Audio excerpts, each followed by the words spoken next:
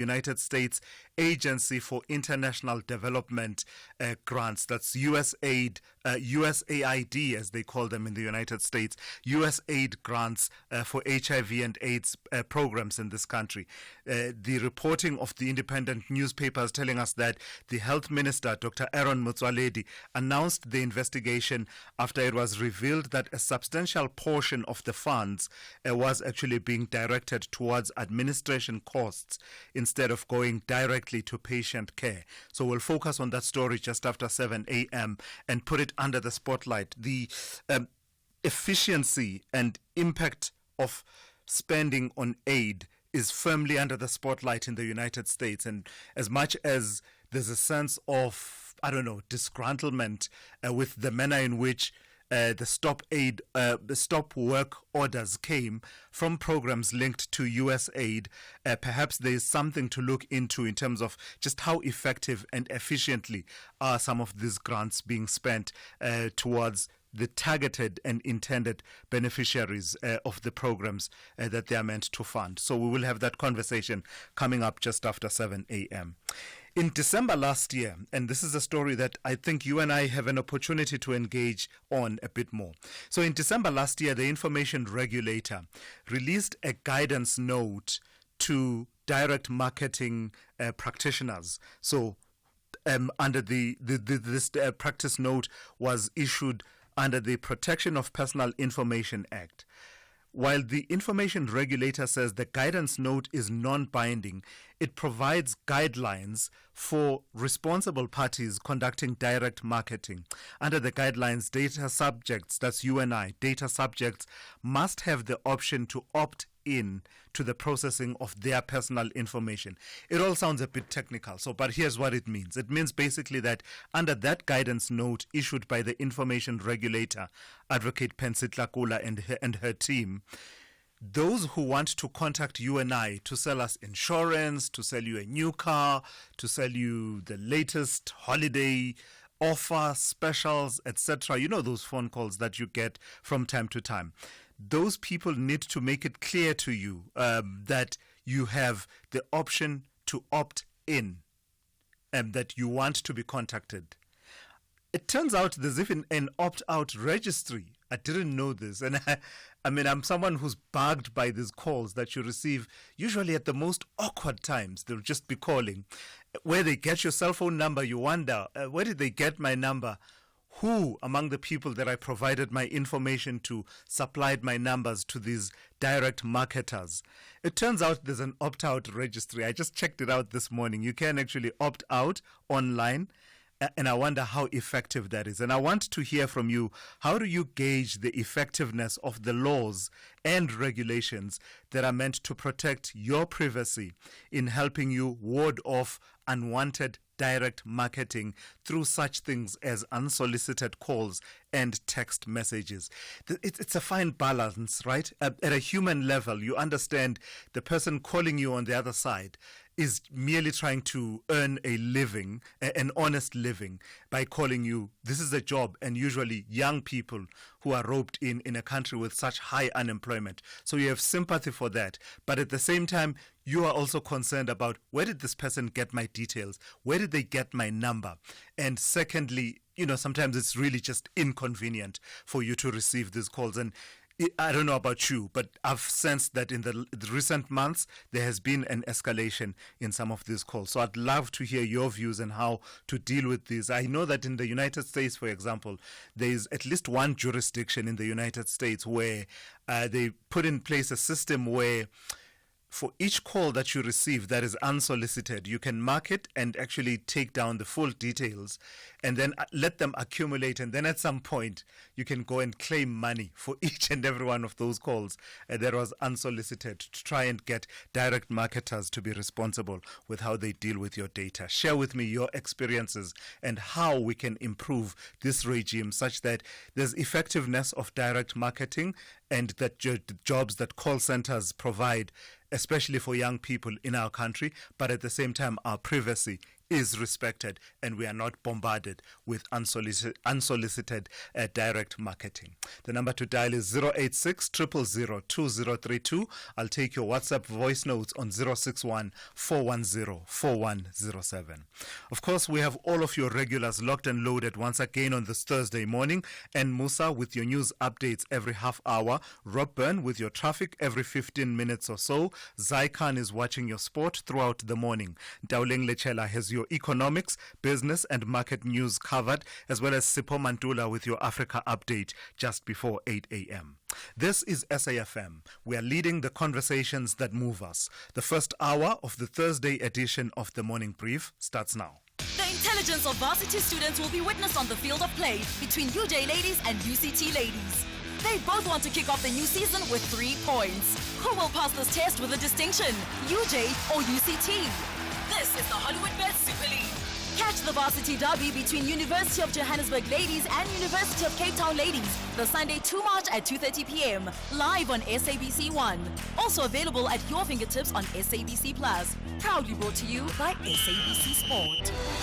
For the love of the game. The Daily News Diary on SAFM. Hey, and good morning to you. Good morning, Thulas.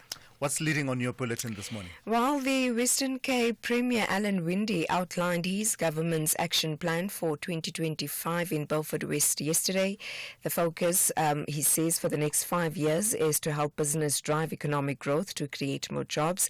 Also emphasizing that clean audits demonstrated the DA-run municipalities were managing public funds responsibly, thus ensuring that every rand is spent to directly benefit the community. We have analysis on the ANC announcing significant changes to its provincial leadership, with former Gauteng chairperson Panyaza Sufi and the former NCOP chairperson Amos Masondo appointed as co-conveners of the newly reconfigured provincial task team in Gauteng. Mop-up operations underway across KwaZulu-Natal after heavy rain again battered the province. The Human Settlements Minister Thulasizwe Simelane has directed a team of officials responsible for emergency housing to speed up the process of assisting the flood-affected households. And members of the Ngonyama Trust Board, they've rejected their suspensions by the Zulu King, and the suspended members saying that they remain board members and do not recognize the suspension announced by the AmaZulu King, Mrs. Zulu Kazwelithini, in December. Minister in the Presidency, Kumbutso Ntshabeni, will brief the media on the outcomes of the Cabinet meeting. Cabinet also met on Monday deliberating over the postponement of the budget last week, and Cabinet had to postpone the tabling of the budget after disagreements over the proposal to increase VAT. And lastly, the South African film and television industry, they will today picket outside the Department of Trade and Industry in Tshwane. The industry is protesting against the department's alleged inaction on critical issues affecting the sector. So some of the stories that we'll be focusing on. All right, thank you for that, Anne. That's Anne Musa. She'll keep you updated with the news every half hour here on the Morning Brief. Thulasizwe Simelane on SAFM. It's starting out a bit overcast here in Johannesburg. Who knows, maybe the weather will improve as the hours tick by. But let's see what the rest of the country looks like weather-wise. There's one impact-based warning. It's a yellow level 1 warning. It says damaging wind resulting in difficulty in navigation at sea is expected between Cape Columbine and Cape Agulhas from midday. The rest of your weather looks like this. Pretoria will be fine, becoming partly cloudy in the afternoon with a minimum of 16 and a maximum of 32. Johannesburg will be fine, becoming partly cloudy in the afternoon, 17 to 29. Mbombela, partly cloudy, becoming cloudy in the evening, 17 to 29. Polokwane will be partly cloudy, 16 to 29.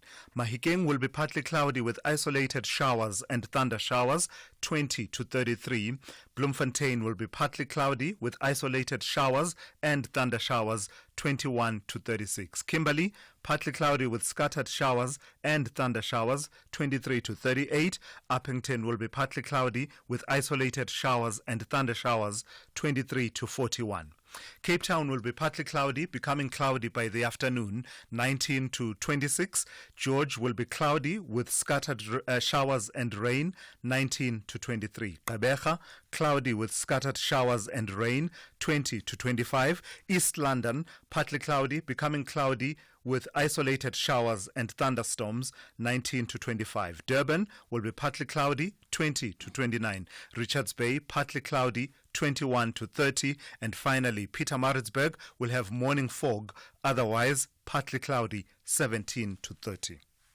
Dis-Chem's Beauty Fair is here. Enjoy unbeatable savings on skincare that loves your skin as much as you do. Glow, hydrate and radiate from expert-approved dermacosmetics to everyday essentials. We have the perfect match for your skin and your budget. Our skincare specialists are on hand, ready to help you find the best for your skin. Don't miss Dis-Chem's Beauty Fair, happening now. Stock up on skincare, cosmetics and fragrances at prices you will love. Offers valid until 16 March. Hi, my name is Kamogelo and I'm a lifesaver. Through a chance encounter with the DKMS Africa team at a nearby mall, I decided to register to become a stem cell donor and potentially give someone else a second chance at life. Every life is precious, and after I was made aware that I could give someone else a second chance at life, all it took to register was 3 swabs, a quick and easy process. You too could be a potential lifesaver in the making.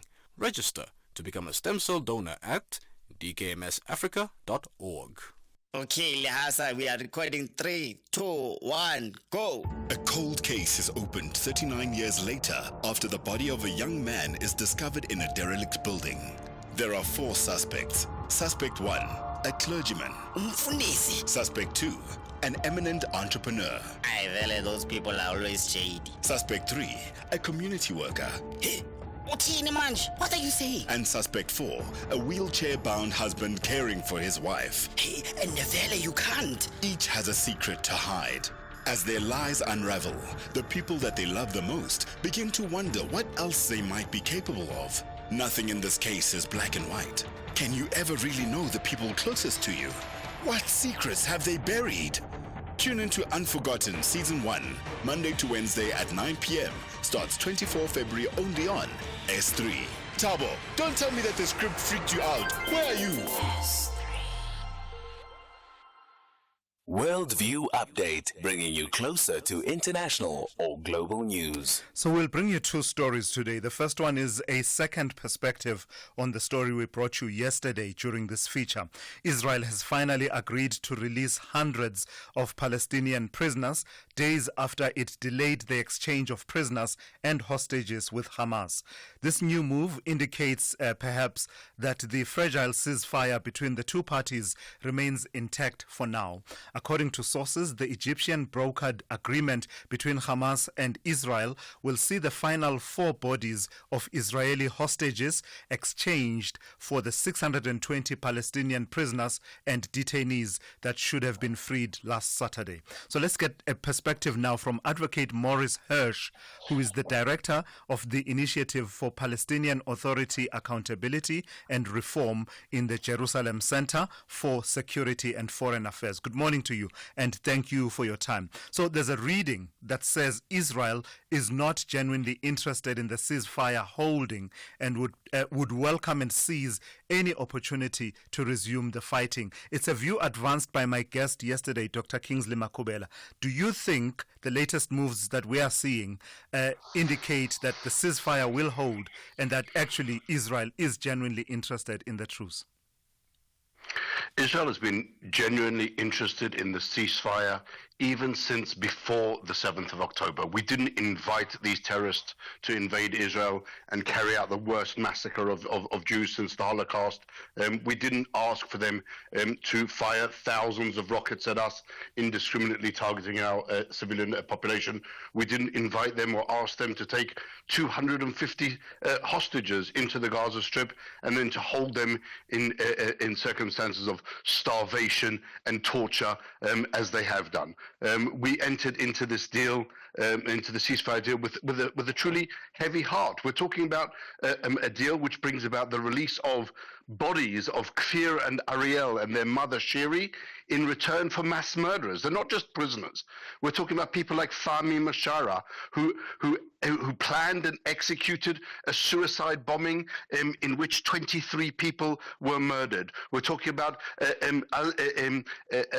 people like Mohammed Abu Varda, someone who's responsible for the murder of 48 people in a series of terrorist bombings. We're talking about Israel releasing mass murderers, terrorists of really a mass scale in return for the bodies of our children and babies and our women and our people who have been raped and starved by these genocidal terrorists.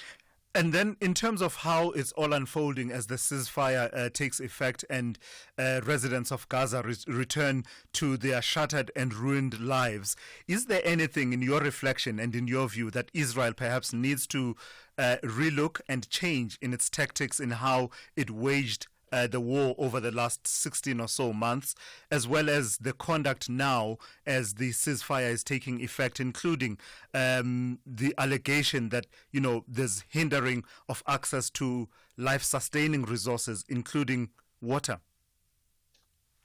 So I would say that the only thing that Israel needed to do differently was to ensure that the humanitarian aid, the 1.3 million tons of humanitarian aid that flooded into the Gaza Strip during the active hostilities, during the active operations of the war, didn't go into the hands of Hamas. They shouldn't have been able to take that freely given humanitarian aid and then sell it to the population, again cynically using them as a way to gather money for themselves to further fund the fighting against Israel and against Israel's civilian population. That's something which Israel should certainly have done differently. As regards to the warfare itself, I think if you look at any commentary of serious military people, you will undoubtedly find that Israel's waging of war in the Gaza Strip has been probably the most humanitarian effort in urban circumstances ever conducted. We have been able to minimize to the greatest extent the number of non-combatants while really keeping a ratio of almost 1-to-1, which hasn't been achieved in any other situation. Now you're talking about life-affecting resources like water and things like that. The water salination plant in Gaza has been continuing on. When you ask, well, what happened to the electricity? 9 out of the 10 electricity lines going into the Gaza Strip from Israel were destroyed by Hamas on the first day of the war. All right. Advocate Maurice Hirsch, thank you. He's the director of the Initiative for Palestinian Authority Accountability and Reform in the Jerusalem Center for Security and Foreign Affairs. We had to give that right of reply and give you that second perspective after the interview that we did yesterday on the situation in Gaza. Worldview Update, bringing you closer to international or global news. So the second story we wanted to bring you this morning has to do with this. Elon Musk recently suggested the deorbiting of the International Space Station as soon as possible. Deorbiting means to deliberately depart from orbit. Musk has proposed accelerating the deorbiting timeline from 2030 to 2027, but experts argue that the ISS continues to play a vital role in scientific research. Let's speak to Martin Snow now, who is the research chair in space weather with an emphasis on solar physics. Good morning to you, and thank you for your time. So other than being an interesting phenomenon to observe, has the International Space Station outlived its utility, as Elon Musk is suggesting, other than being something that, stargazers and those interested in space will observe through various apps and track as it orbits around the world? No, the International Space Station is still quite useful. In fact, when I got the invitation to give this interview, I was in a meeting discussing data from an instrument on the space station. So what kind of work does it still do? It's been in orbit for decades now. So in addition to hosting, instruments on the outside, a lot of the research is about the microgravity, environment, that you can grow different kinds of crystals and learn about the structures to build, to make medicines. And, there's also, of course, the diplomatic aspect. It's a collaboration of many countries around the world that all work together in space.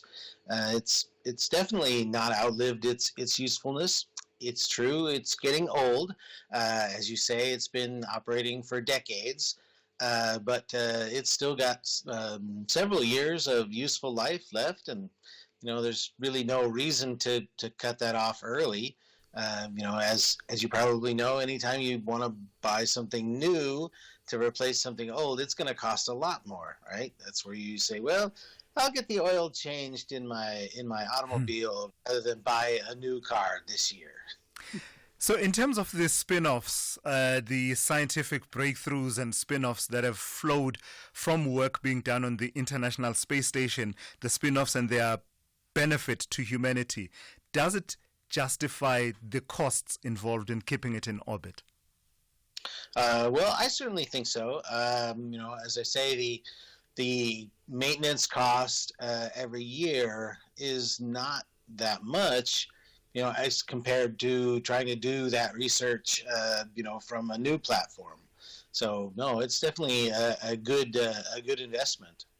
And so when we talk about deorbiting, just tell me about what the plans are for a controlled deorbiting and a scheduled deorbiting versus what Elon Musk is asking for it to be accelerated. What is the plan? At what point will it come out of orbit, and how exactly do we know?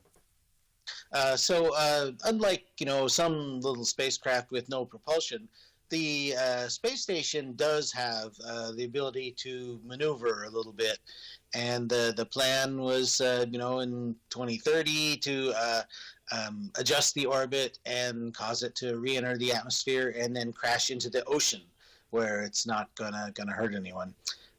For those of us who are very old, we remember, Skylab, which was one of the first space stations. And it didn't have good deorbiting ability and sort of came down on its own.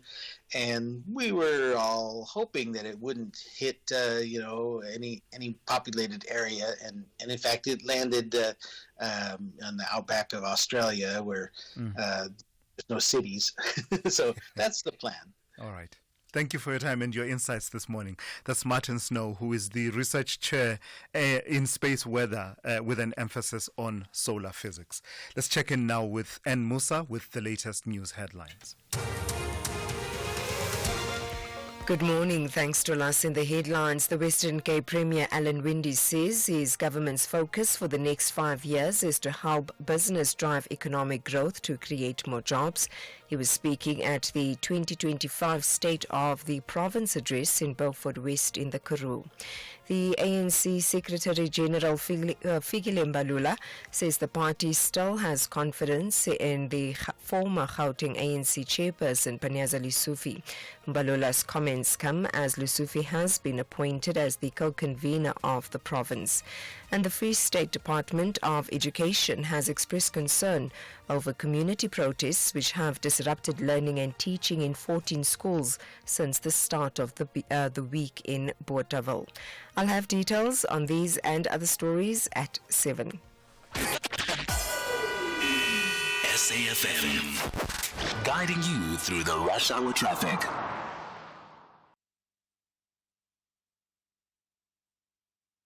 Okay, thank you. Good morning. If you're driving into Joburg, you might want to elect to avoid the M2 highway.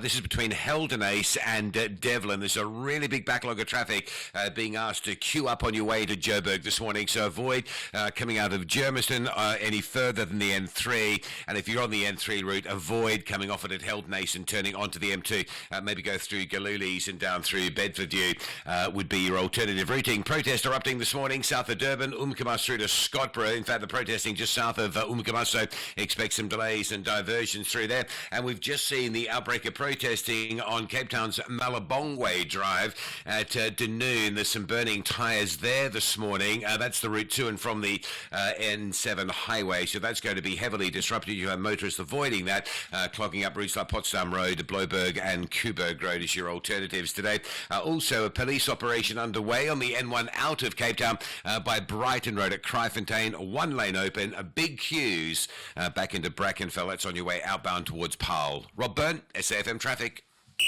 This is SAFM Sport with Zai Khan.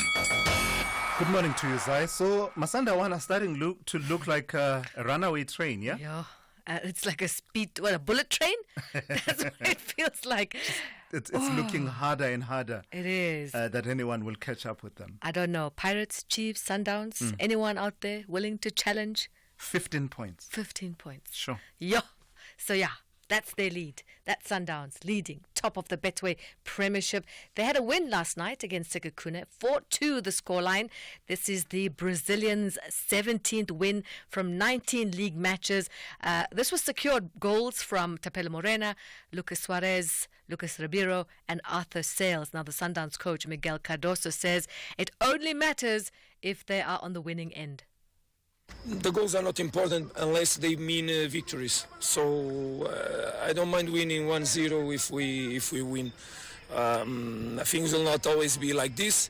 Obviously, that we want to make an offensive team. The players like to play in attack, but I also like the teams to manage the 4 moments of the game, to be balanced when we attack, to cope with clean sheets. That's also important. Most of the times that also gives victories. But as soon as if the goals mean victories, I'm happy. 1-0 for me is always fantastic. 2-0 is fantastic. 2-1 is fantastic. 3-2, and then if the opponent starts scoring goals, that obviously is not good. So important to have the players happy most of all, but manage game by game. And now next one is the most important of our lives. That's the Sundowns coach Miguel Cardoso on the morning brief. Elsewhere, Erling Haaland's 20th Premier League goal of the season took Manchester City to a 1-0 win at Tottenham and back into the top 4. Arsenal's Premier League title hopes became even slimmer. They were held to a goalless draw by third place Nottingham Forest. Liverpool, they took another big step towards the Premier League title with a 2-0 win over Newcastle at Anfield to move 13 points clear at the top. Here's Liverpool boss Ancelot. What impressed me most was our 5th game in 15 days. And the 4 before weren't the most simple ones. So Everton away, we all know how of an emotional game that was. And then Wolves, and then 2 difficult away games with Villa and City. So to show up the way we did tonight, hardly conceding a chance against a very good team like Newcastle, is a big compliment for the players, how they handled these 5 games in 15 days. And Manchester United had a win 3-2 against Ipswich Town. Cricket, England dumped out of the Champions Trophy with an 8-run defeat by Afghanistan in Lahore. Joe Root, he threatened to rescue his side from the brink, hitting 120 as others fell around him in pursuit of 326. Formula One, Lando Norris was the fastest and 7-time champion Lewis Hamilton 13th as Formula One teams had to deal with a power outage that disrupted pre-season testing yesterday. In an early sign favouring Norris's bid to beat the defending champion Max Verstappen, the McLaren driver was fastest by 0.15 seconds from Mercedes' George Russell. Verstappen was third fastest and Hamilton's new Ferrari teammate Charles Leclerc fourth. And that's a wrap of the Morning Brief Sport. We'll be back, pedal to the metal, top of the hour. I'm Zai Khan. The Business Update on SAFM. Good morning to you, Ndaoleng. Let's start this morning with your favorite company, NVIDIA. Tell me about them posting market-beating Q4 results. Morning, Silas. Now, the firm delivered a 78% jump in revenue for the fourth quarter of last year, beating investor expectations. The company's revenue reached $39.3 billion on the back of strong AI demand.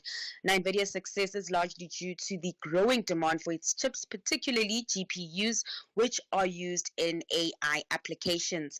There had been concerns about NVIDIA's performance following the emergence of China's DeepSeek but the chip maker isn't showing any signs of slowing down. In terms of its outlook, Nvidia remains positive, forecasting an increase in earnings this year as it expects bumper sales of Blackwell, its next generation AI chip, in the first quarter.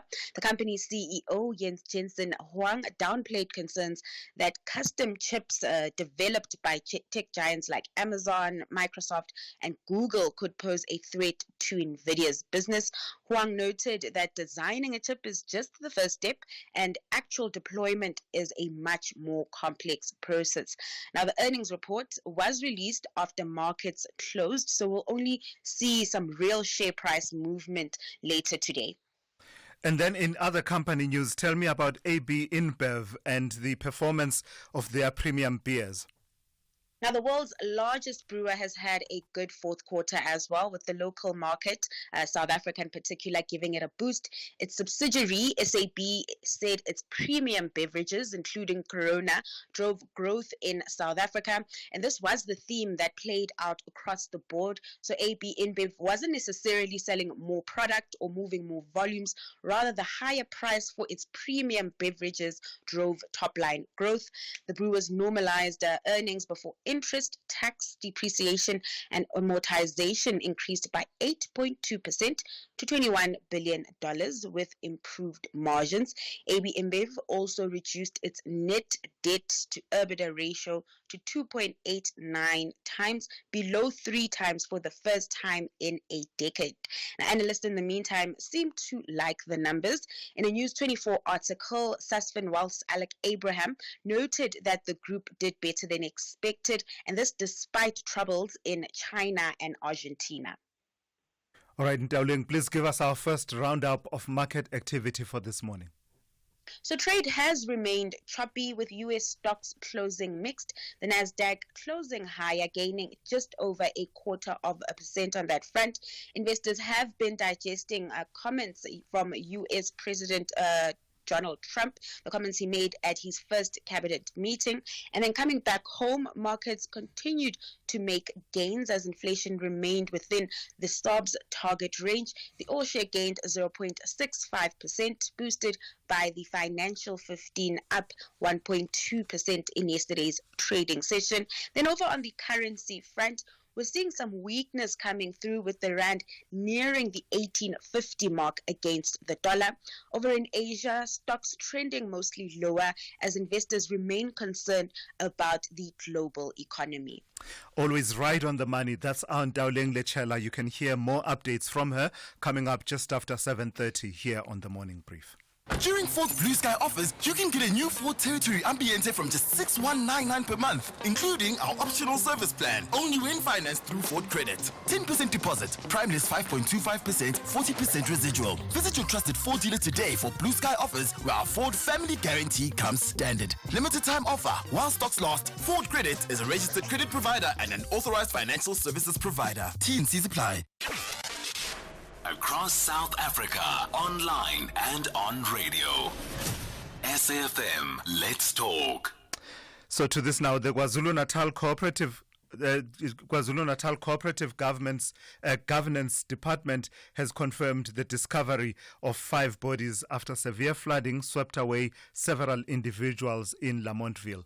We will try and bring you that conversation a bit later on with the MEC Thulasizwe Simelane, who is the MEC of Cooperative Governance and Traditional Affairs, and just bring you up to speed in terms of the human toll of the recent flooding in KwaZulu-Natal. The Morning Brief with Thulasizwe Simelane. Let me take one or two of your voice notes. And just before I do that, just to reflect on the conversation we had a bit earlier on in our international update feature, we had to bring you the perspective of Advocate Maurice Hirsch. And this we do, it's in the interest of balance, but at the same time, it is a statutory requirement that, you know, when you have a topic of this nature, you have to show as many perspectives of it as possible. I see that a lot of you are reacting to it, but it was important for us to bring you that conversation and hear the perspective from Advocate Maurice Hirsch, who is director of the Initiative for Palestinian Authority Accountability and Reform at the Jerusalem Center for Security and Foreign Affairs. So that's part of the perspective why that interview had to happen today. Let me play you then your voice notes. Feel free to continue to react to it, and I'll take your voice notes and calls on that topic and others. Hi, Thulasizwe. Vusi Lushaba in Durban. I don't know. I've run out of English words. I'm disgusted. I'm repulsed. That interview you've had with this gentleman from, I don't know, represents Israel. All these things is said about the Palestinians. It's disgusting.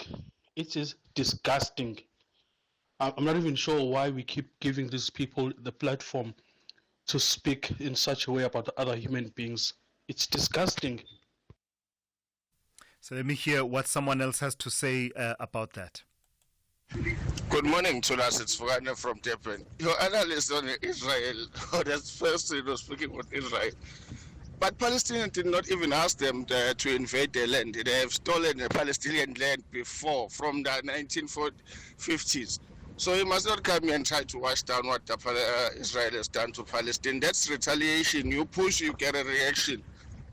Yeah, and I think that's the importance of it. We give you the perspectives and we trust you to read as much as possible and complete your picture for yourself. And we trust you to be discerning and form your own perspectives.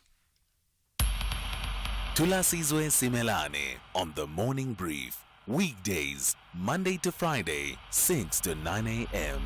It's 6:45. Let's return to that story out of KwaZulu-Natal, where the Cooperative Governance and Traditional Affairs Department has confirmed the discovery of 5 bodies after severe flooding swept away several individuals in Lamontville. Let's speak to the MEC Thulasizwe Simelane, who is the KwaZulu-Natal Cooperative Governance and Traditional Affairs MEC. Good morning to you, MEC. Based on what we've been able to establish, what has been the human toll of the latest floods? Good morning, Thulasizwe and all the listeners of SAFM.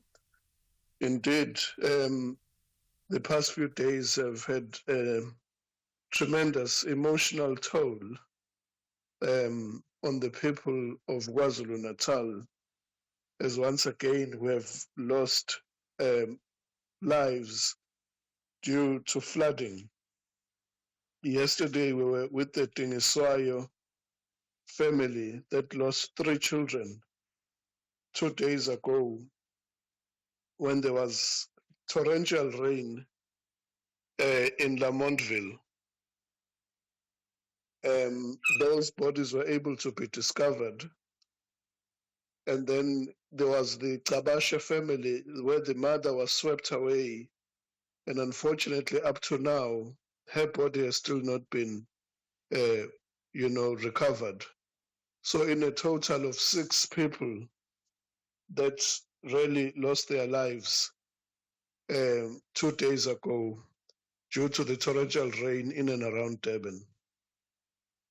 Are we able to pinpoint, MEC, flooding occurs, but are we able to pinpoint the factors that are contributing to flooding having such a high human toll in KwaZulu-Natal? Just about a week ago, you and I were talking in the wake of mudslides, also triggered by severe rains. What is it? What are some of the factors that are at play that mean that whenever there are heavy rains, you end up with such a significant human toll? Well, it's a combination of factors, Thulasizwe. You know, the people who lost their lives were in a transit camp where they were moved to that camp after the 2022 floods. And in hindsight, after inspecting the camp yesterday, one can see that, they were put in harm's way. They were never supposed to be relocated to such a place because, it posed a significant danger on the bank of the canal. But, when they were put there, there was no reasonable expectation that that area would one day, because the river just burst on the banks. This is February, and at this time of the year in KwaZulu-Natal, there are no floods. But just in the past 14 days, we have lost 12 lives due to floods. So it's a combination of factors. It's human error, but also coupled with climate change, because it's becoming very difficult to predict weather patterns in KwaZulu-Natal, from snow to floods to fires. So really, but ultimately it goes back to the point that people need to be settled on land. And speaking to the mayor of eThekwini yesterday, he did admit that they do not have enough land to settle people, because if we have enough land, then there would be, appropriately designed human settlements, and people avoid the informal settlements, because all the place where flooding is taking place, it's always informal settlements where people have built their houses where they are not supposed to be. That is a major concession you just made here, MEC. Just tell me a bit more about this transit camp. Was it erected by, was it the city of eThekwini? Well, it's not time to point fingers or the blame game to Thulasizwe, but sure, it's just but painful factually, who constructed it? Well, I'm not sure, but it would have been government at one or other level. But the fact that they were there, having been relocated from their original homes, it becomes a deeper pain, because they were not supposed to be there originally. Yeah. But going forward, it is clear that as a province, we need to do something very urgently. And I think the Premier of KwaZulu-Natal, the Honorable Thamsanqa Ntuli, is going to urgently convene all the role players to see what can we do to avoid this catastrophe and the impact of these floods going forward. Would you agree that it was reckless and negligent of whomever was responsible on the part of government for the relocation of these people from the 2022 floods to have placed them, in your words, quote unquote, in harm's way on the banks of a canal?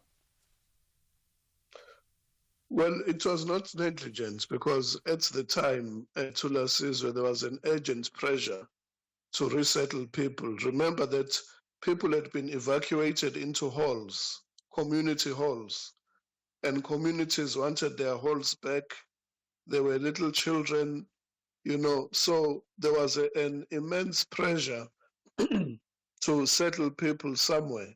And that was the land that was available at the time, with no reasonable expectation that such floods would occur. So it was not negligent, but in hindsight, going forward, we're going to be more careful now. Yeah. When we resettle people, as to where do we resettle them. All right, MEC, let's leave it there. That's MEC Thulasizwe Simelane there of the Department of Cooperative Governance and Traditional Affairs in KwaZulu-Natal. SAFM, guiding you through the rush hour traffic. A couple of top stories this morning. The N2 still closed at Umkomaas due to protest action that will disrupt travel between Durban and the south coast this morning. It shouldn't take too long to clear. Just got that feeling about it, so maybe a good idea to travel later. M7 towards the Bluff. A big truck crash at the N2. That is pushing traffic back to sort of North Dean and North Park. So looking at an alternative read through that one. The M2 into Joburg should be avoided this morning. Big queues from the Heldenace N3 through Cleveland down towards Denver. A crash at the Diepkloof interchange. N1 north onto the N12 east, causing some delays up from the Devlin side.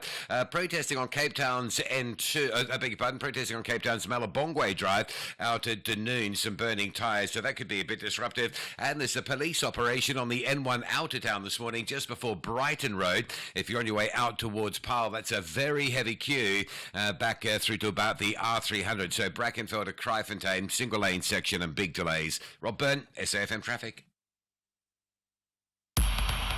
Thulasizwe Simelane on the Morning Brief. Weekdays, Monday to Friday, 6 to 9 a.m. So we bring you a story we meant to bring you yesterday. A section of the Criminal Procedure Act which dictates when police are allowed to use deadly force is once again under review. Last week, the Law Reform Commission published 4 proposals for public comment to make amendments to the Criminal Procedure Act, and one of the proposals looks to tighten measures around the use of deadly force by police officers. Let's bring in Chad Thomas, who is a crime expert and director of IRS investigations. Good morning to you, and thank you for your time, Chad. So just looking at what the difference is between the current Section 49 of the Criminal Procedure Act with regard to the regulation of the use of deadly force, what I see as a difference is the current one says the arrester may use deadly force only if the suspect poses a threat of serious violence to the arrester or any other person. But in terms of what the Law Reform Commission is proposing, it would make it clear that deadly force can only be used if the suspect poses, quote, an immediate threat to the life of the arrester or any other person, or an immediate threat of grievous bodily harm to the arrester or any other person. Does it matter? Subtle difference, it seems, but does it matter? A very good morning to you and to the listeners, and thank you for inviting me on this morning.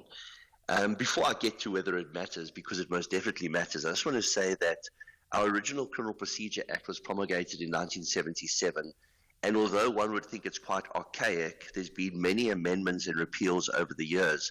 But it was a forward-thinking piece of legislation. It even spoke to issues that were victim-centric in respect to financial restitution to make victims whole in terms of Section 297, Section 300. So it's a very good piece of legislation. With respect to deadly force, this was already looked at in the late 90s, early 2000s, following the promulgation of our Constitution following the 94 elections. And there were sections there that were already amended and changed. What we saw during that period of time is that police became exceptionally hesitant because they weren't quite sure just how overreaching this legislation was. And they became hesitant in the way in which they reacted, the way in which they responded.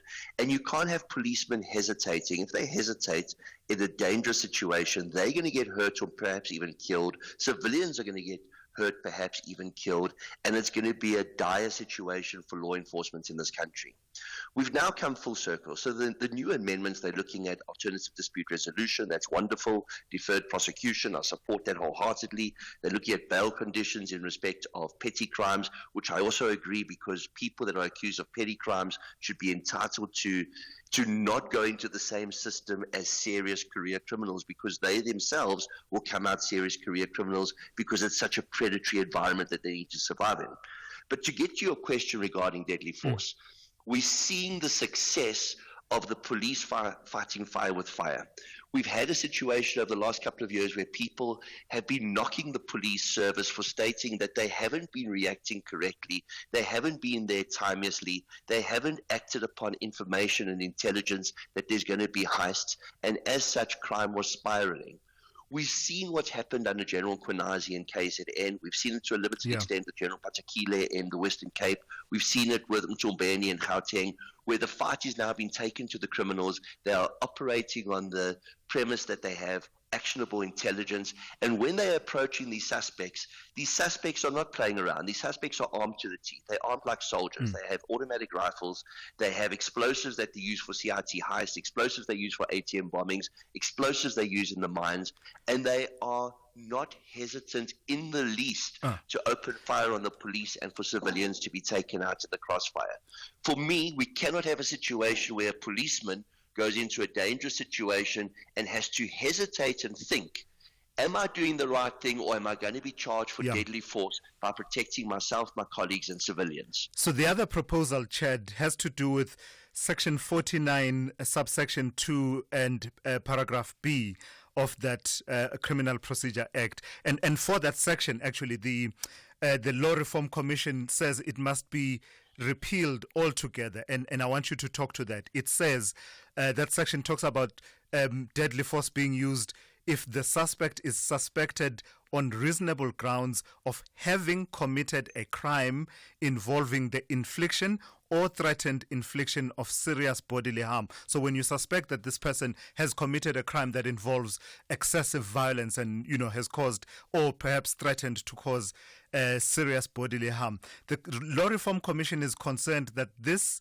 could be considered to be authorizing extrajudicial killings. That concern, how open are these provisions to, being abused in that way as being seen as authorizing extrajudicial killings? Mary de Haas from the Violence Monitoring KZN has been monitoring this type of thing for over 4 decades. And we've had issues of allegations of extrajudicial killings from various units around the country, including the well-published articles that were made about the Cato Manor supposed death squad, they were called, and stories around them landed up having these members taken to court, and these members were vindicated in the end. We have a situation currently where we have some of the most violent crime statistics in the world. When one looks at our murder rate, one looks at our rape case, we at the very apex of crime statistics in the world. And that is a horrific situation to find ourselves in. Criminals have absolutely zero consideration for human life or for the well-being of their victims. We cannot, in any situation, allow our police to be hesitant in the execution of their duties. So in terms of 49(2)B, you're going to have a situation where there's a lookout on a vehicle that is potentially involved in, say, for example, a cash and transit heist, a murder for hire, a kidnap for ransom. The police are going to come down on this vehicle and they're going to see a window open, a firearm coming out. What are they expected to do? To wait for that person to now open fire on them? They've got verifiable information that that vehicle sought in a crime. They're now seeing that these people do not want to pull over and that they are armed. Are they expected to now allow these people to continue, or do they now try pull them over? And if they're fired upon, do they respond? They have to. If they hesitate because they think they may be charged or they may be uncertain, this could lead to a situation where that gang does carry out further hits, does carry out further robberies. And we can't at this point in time, where we've just seen a 9.8% decrease in the murder statistics and a 3.3% decrease in rape statistics, start trying to restrict our police officers from carrying out their lawful duties. All right, I Chad. agree with the majority of the changes. This change I don't agree with. All right, Chad. Thank you for that. That's Chad Thomas, who is a crime expert and director of IRS investigations. You can weigh in, of course, on that issue here on the show, but also importantly, take part in that consultation process that the Law Reform Commission is calling for around sections of the Criminal Procedure Act, including the proposals around the use of deadly force by mainly police officers in effecting an arrest. Let's check in now with Ann Musa with the latest news. Outsurance will go out of their way to try and save you money on your car insurance. If they can't, ask for 500 Rand. SMS out to 30760. Now that's good news.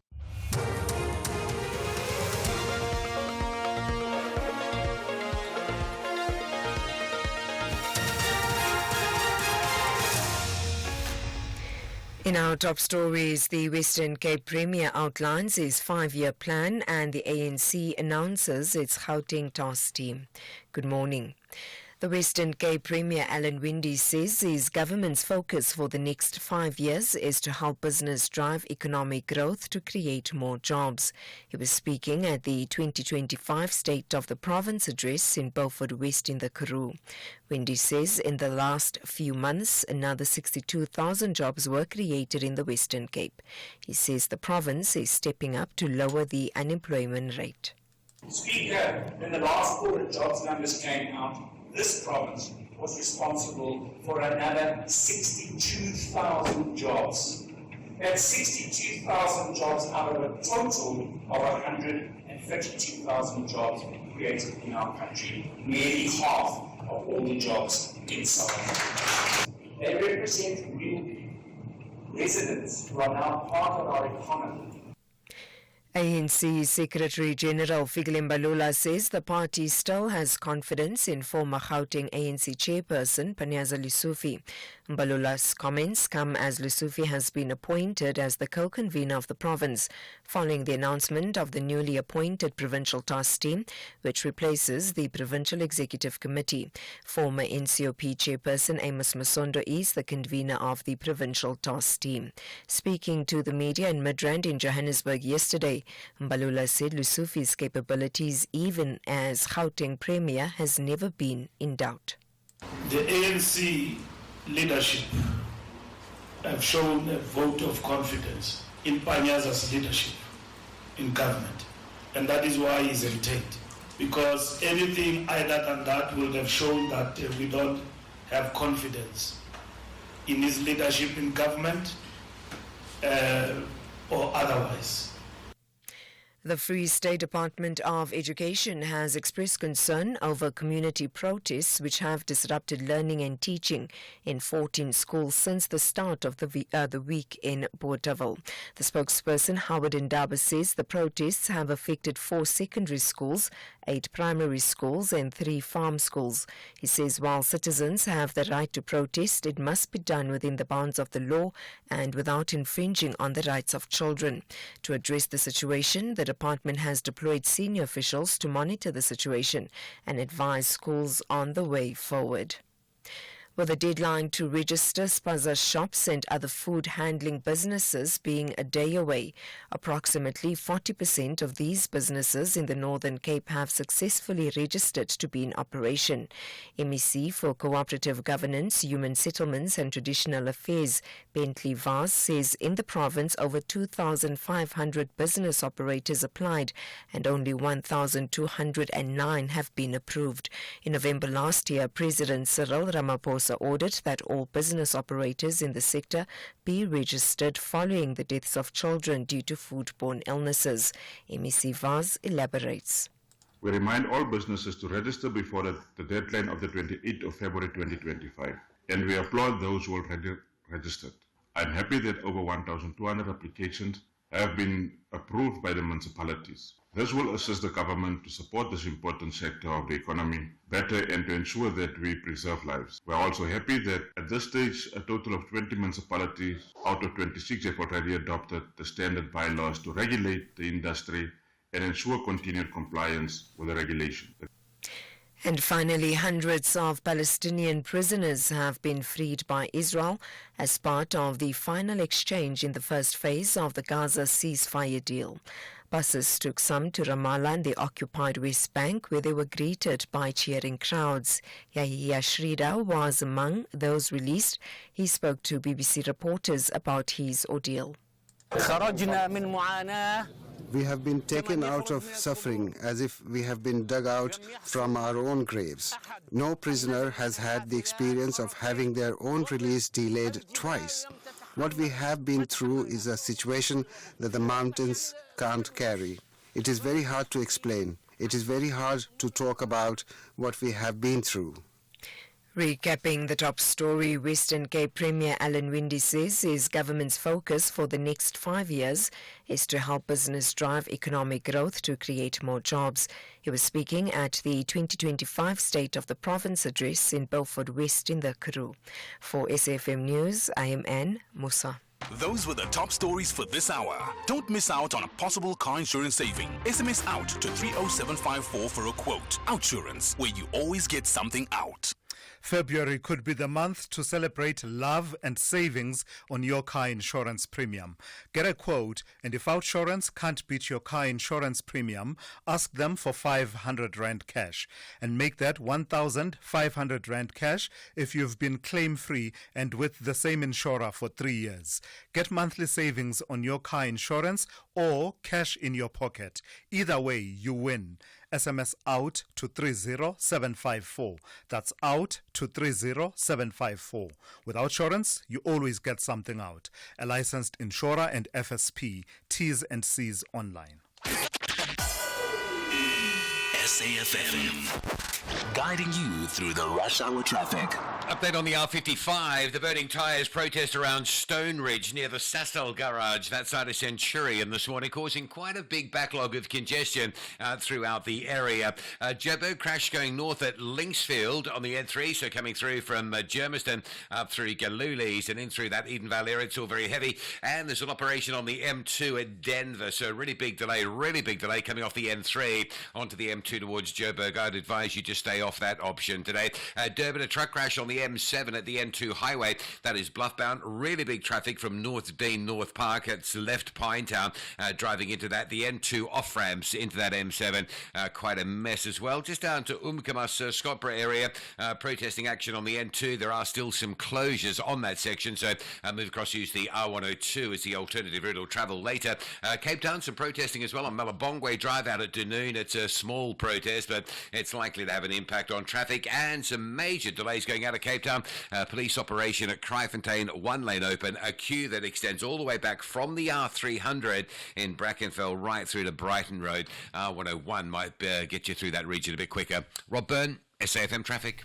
A very good morning to you in your SFM sports headlines. Let's go to the soccer action last night. Masandawana flexing their muscles with a 6-goal thriller. And in golf, the Sunshine Ladies Tour has announced its first ever Rookie of the Year award. All this and more around 7:30.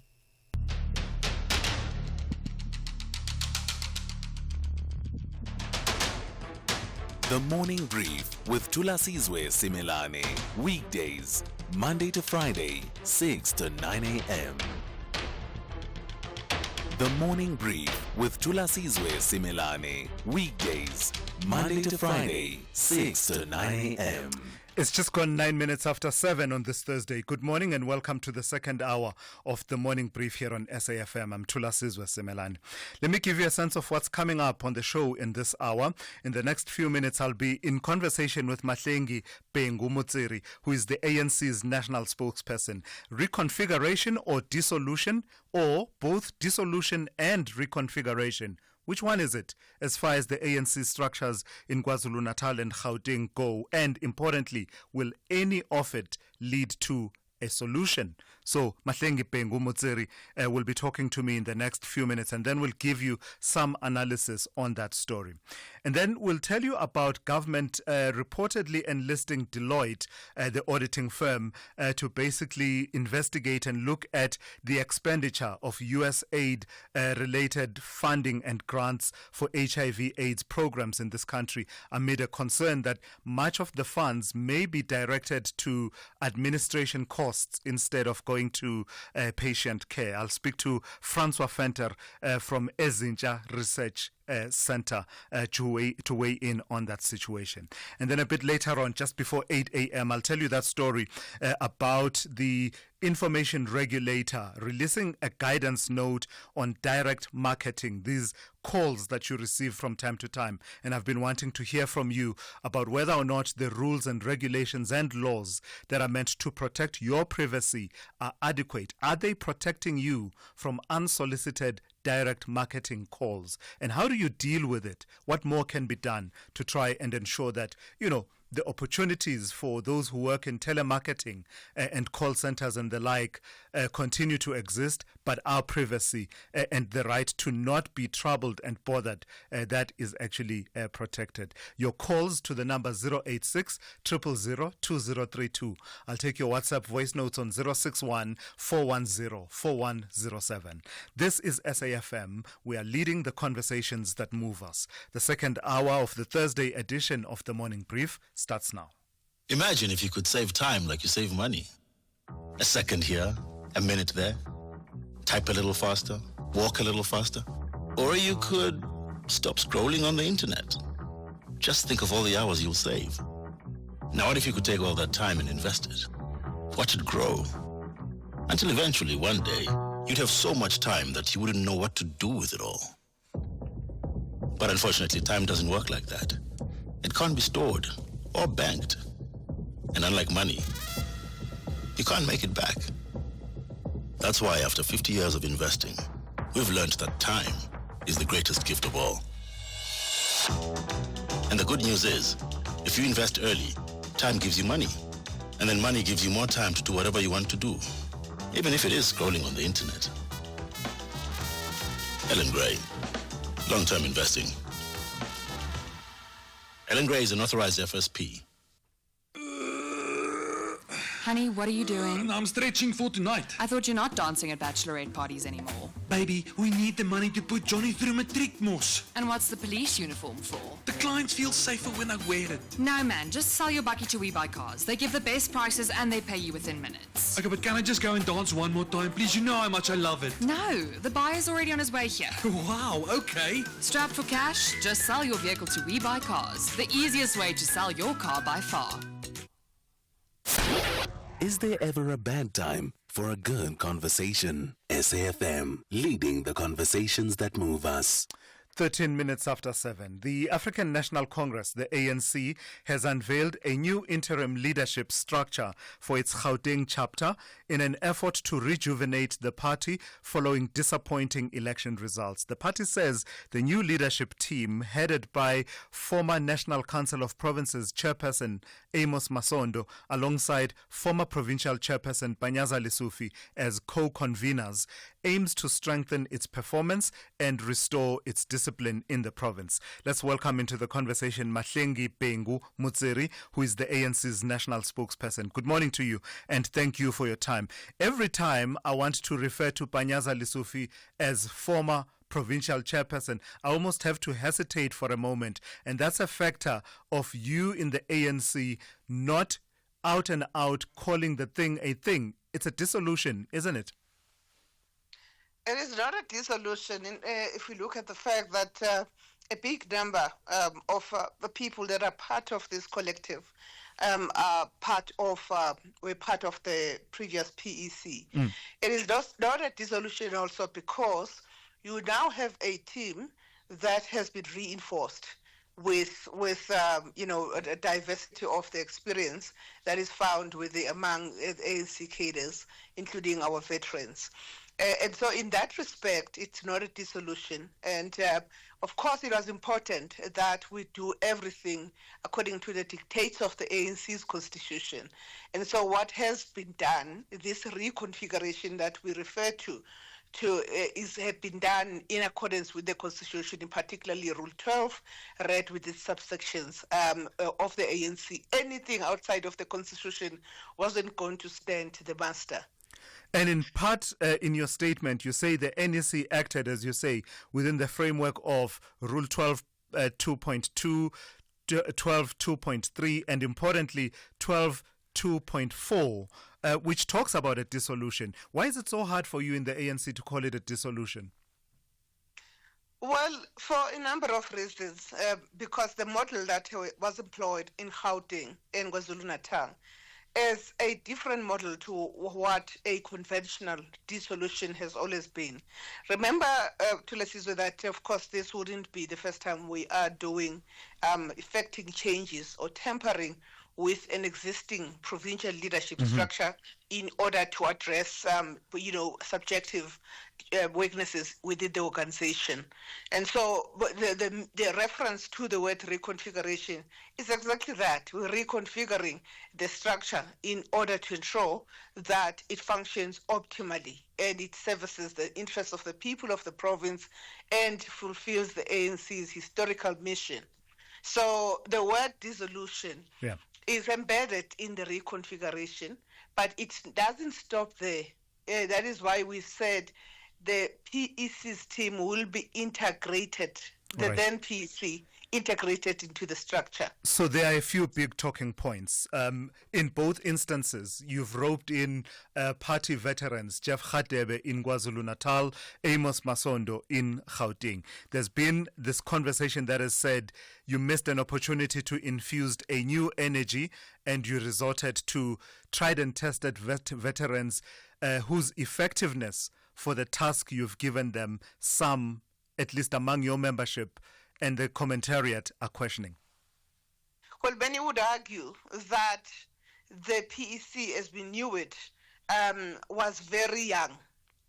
And of course, many would have said that that's a good thing, but others would have said that, in fact, it's a good thing, but has limitations in that in any constituting of a leadership collective, you always have to make sure that you do not deprive members of the ANC the benefit of those with wealth of experience, and by extension are expected to have more wisdom.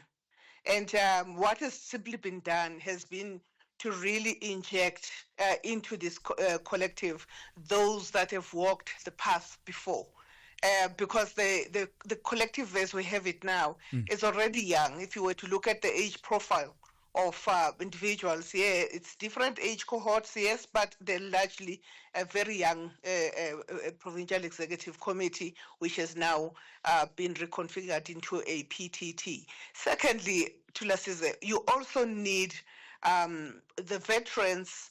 The ANC exist for a reason. And many circumstances such as these. I'm not saying that they exist in order to put out fires, but they exist for moments such as these as well, because they understand the organization much better than many of us. Why is Panyaza Lesufi suitable to serve as co-convener with Amos Masondo in Gauteng, and Siboniso Duma is not similarly suitable to serve as co-convener as the last elected chairperson in KwaZulu-Natal alongside Jeff Radebe? Why the different approach there? Well, we've always been at pains to indicate that matters that affect Gauteng are not the same as matters that affect KwaZulu-Natal. And even the diagnostic assessment that we conducted post-elections, electoral outcome last year, that was undertaken by the National Executive Committee, treated each of these provinces individually, because circumstances are not the same. For example, if you look at KZN, you really have to take into account the impact of cultural communities in there. And you have to take into account the nature of society in KZN under Amakosi, the role of the church. You have to take into account all of those things. Okay. So you are dealing with a different issue there. And you really needed a very senior person that's walked that path to lead the province. We're not in government in the sense that we are in government in Gauteng. In Gauteng, Panyaza leads government, will continue to lead government, and his work is reputable.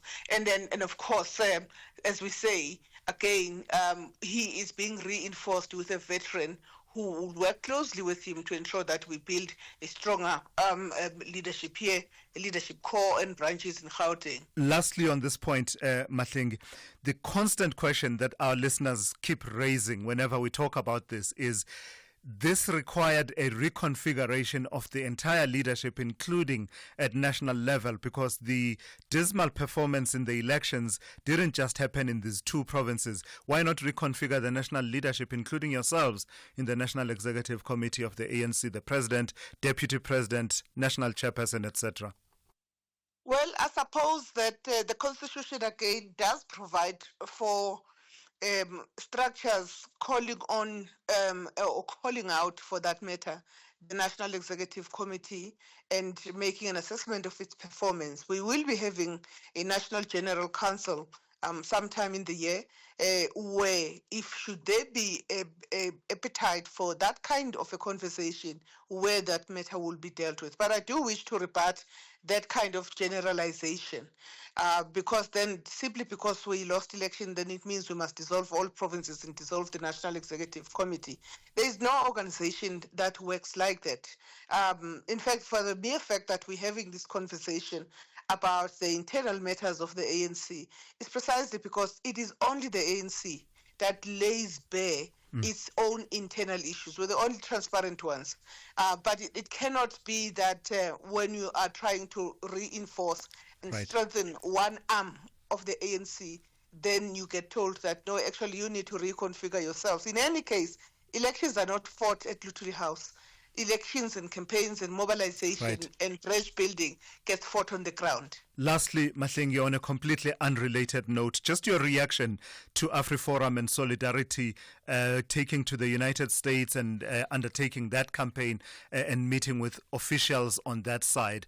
It would seem that they stand firm on their expression of appreciation for the Trump administration, calling out what they call, quote unquote, abuses and injustices in South Africa. Does this help in any way in the conversations we've been having about their role in some of these issues that have developed between South Africa and the United States, or does it make matters worse? Of course, it makes matters worse, Thulasizwe. We look upon South Africans, and we've said this before, that organizations and formations that pursue perspectives that are anti our constitution, which was so democratically consulted upon and fashioned in the way it is, must be isolated by South Africans. We've heard many people saying the ANC must do something. The ANC, were it to walk this path alone via some spirited campaign, we would be accused of stifling. Of going the Zimbabwe style, and so on and so on. I think it is incumbent on right-thinking South Africans who are patriotic, who love their country, despite challenges and difficulties, who love their country despite their dislike for this political party or that other political party, to rise to the occasion. And I think we've seen a lot of particularly white South Africans literally saying we are not part of this thing and condemning it. Right. And so I think society needs to rise against any type of right-wing extremism that we have experienced elsewhere in the world that has led to wars and that have never ended. Let's leave it there. That's Mahlengi Pengu Mutseri, who is the ANC's national spokesperson. In business, a rand saved is a rand earned, and almost 100,000 businesses trust OUTsurance. I'm in tourism. I'm running a guest house here. When I switched over to OUTsurance, it was very simple and convenient. I used the savings to subsidize my solar installations. Switching to OUTsurance was one of the best decisions I made insurance-wise, yes. For your business insurance, contact OUTsurance to see how much your business could save. SMS quote to 43328 for immediate cover, or visit outsurance.co.za today. A licensed insurer in FSP. T's and C's online. Fizzy drinks and fruit juices can make our children sick. Sugar is dumped into their bodies with every sip, which could lead to obesity, heart disease, and diabetes as they age. We must protect them from drinks high in sugar. Demand a stricter health promotion levy now. Sign the petition on heala.org.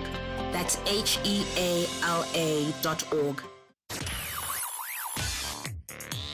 Stay on top of all meaningful, top trending stories right here on SAFM. Leading the conversation. 25 minutes after 7. Some credit to the initial reporting on this story of independent news. Government has enlisted, according to those reports, Deloitte to investigate the administration of the U.S. aid grants for HIV/AIDS programs in this country.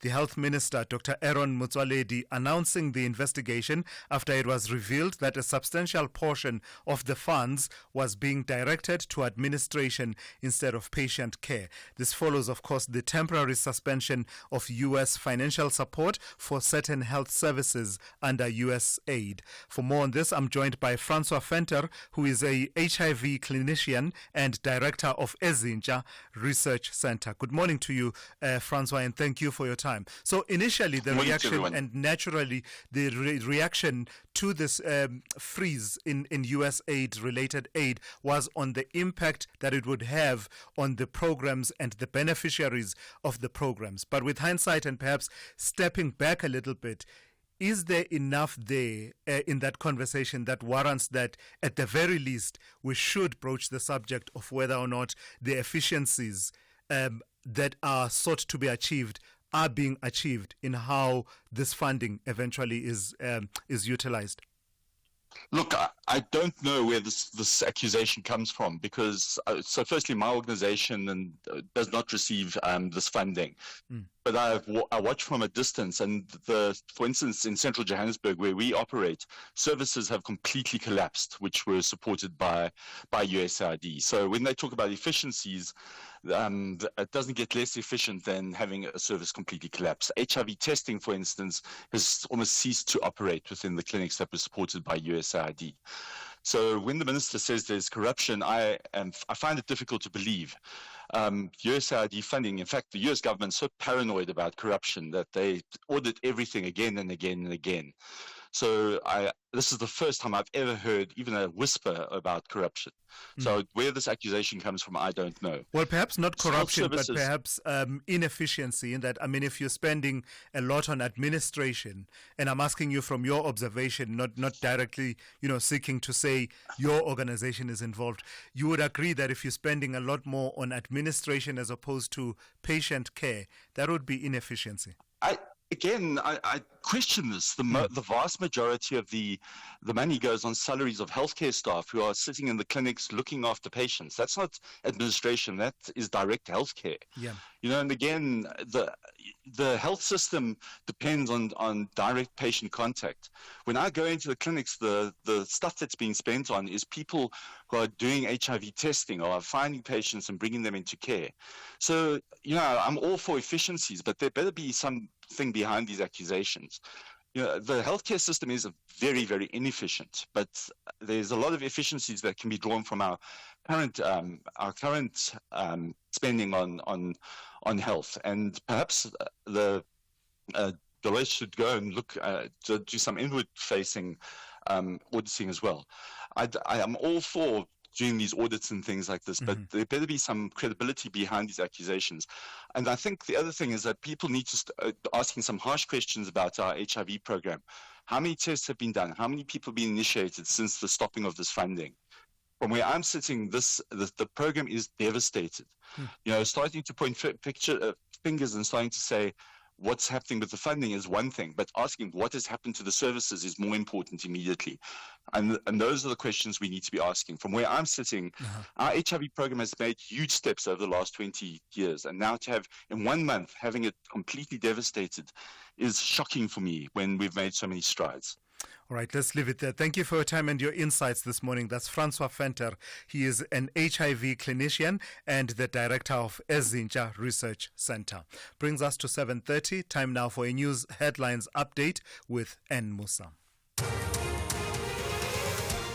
Good morning. Thanks to us. In the headlines, ANC Secretary General Fikile Mbalula has sent out a stern message to those who are disgruntled after being left out of the newly appointed provincial task team. Mbalula's comments come in light of a newly reconfigured provincial task team that has replaced the party's provincial executive committee in Gauteng, which was led by Panyaza Lesufi. The Western Cape Premier Alan Winde says his government's focus for the next 5 years is to help business drive economic growth to create more jobs. He was speaking at the 2025 State of the Province address in Beaufort West in the Karoo. And hundreds of Palestinian prisoners have been freed by Israel as part of the final exchange in the first phase of the Gaza ceasefire deal. I'll have details on these and other stories at 8. SAFM, guiding you through the rush hour traffic.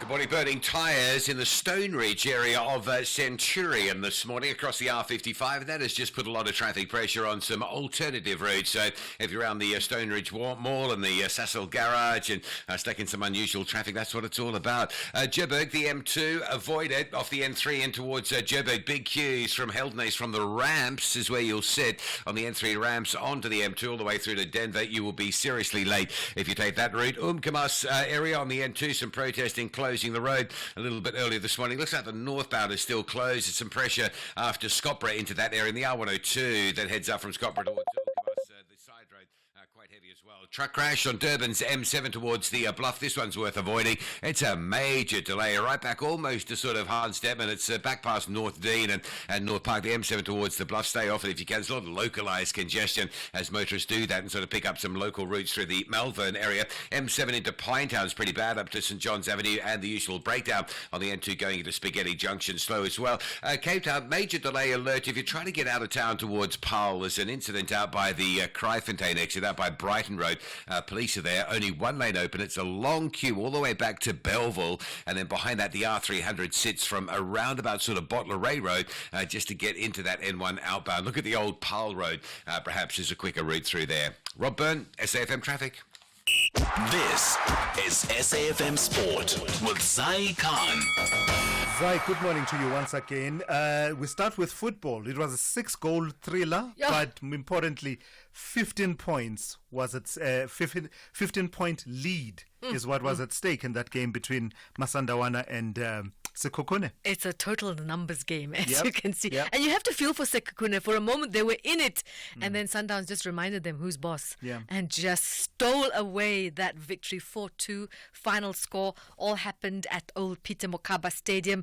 Sundowns, well, they had a goal and plenty of it. 4, in fact. It was Tepelo Morena who set the tone with silky chest control and a lethal finish, while Lucas Suarez, Lucas Ribeiro and Arthur Sales all got on the score sheet. And we know Sekhukhune fought back through Kaletso Mahalwa, but it was a little too late. With 51 points, Sundowns now have a 15-point lead at the top of the table.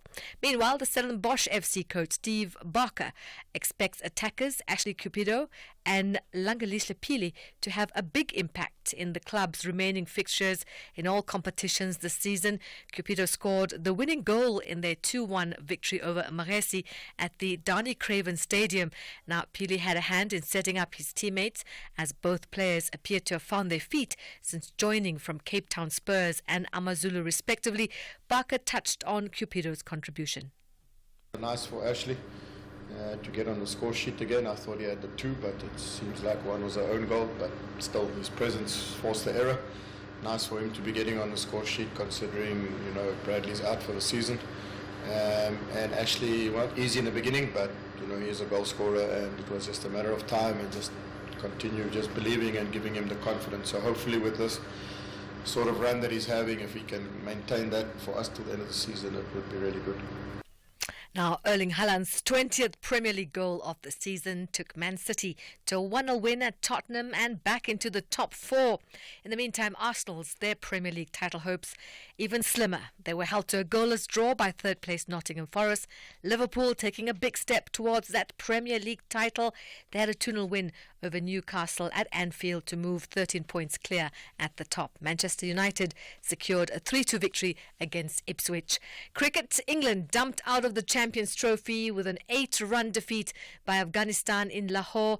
Joe Root, he tried to rescue his side from the brink, hitting 120 as his teammates fell around him in pursuit of that 326 target. Here's the South African-born coach of Afghanistan, Jonathan Trott. Since I've been coach, we played against Australia 3 times, and we've been in the game each of those games. So we should take a lot of confidence from that. And I think certainly what happened in the World Cup, T20 World Cup, and I say this to the players as well, that Afghanistan's never going to be taken lightly ever again. So we've got to be prepared, because I know Australia aren't going to take us lightly. But in this format, in these conditions, I don't see that. I see every game that we play is going to be competitive, and not every game we go into, I expect to win. Tennis action. Ugo Amber's Dubai Tennis Championship title defence came to an end with a 3-set defeat to Talon Griekspoor in the second round. Felix Auger-Aliassime had to fight back to beat Nuno Borges in the second round of the Dubai Tennis Championship. And the top seed Daniel Medvedev advancing to the quarterfinals of the Dubai Tennis Championship. He had a straight sets win over Giovanni Impesce Pericard. Golf news. Kairi Moodley posted the lowest round of her professional career. She opened with a 6-under par 66 to lead the 1 million Jabra Ladies Classic by a single shot at Westlake Golf Club yesterday. After turning in 2 under par, Moodley started the back 9 with 2 consecutive birdies and then added further birdies on the 13th and 16th holes to take the lead.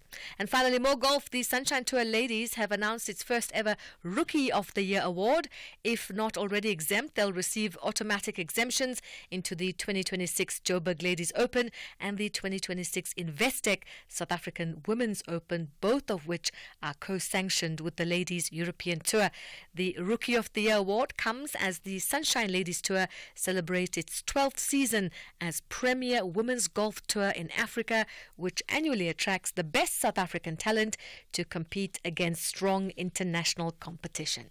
And that's a wrap of the Morning Brief Sport. There'll be more top of the hour. I'm Sai Khan. The Business Update on SAFM. Let's start with M&A activity, or M&A inactivity in this case, Dowling.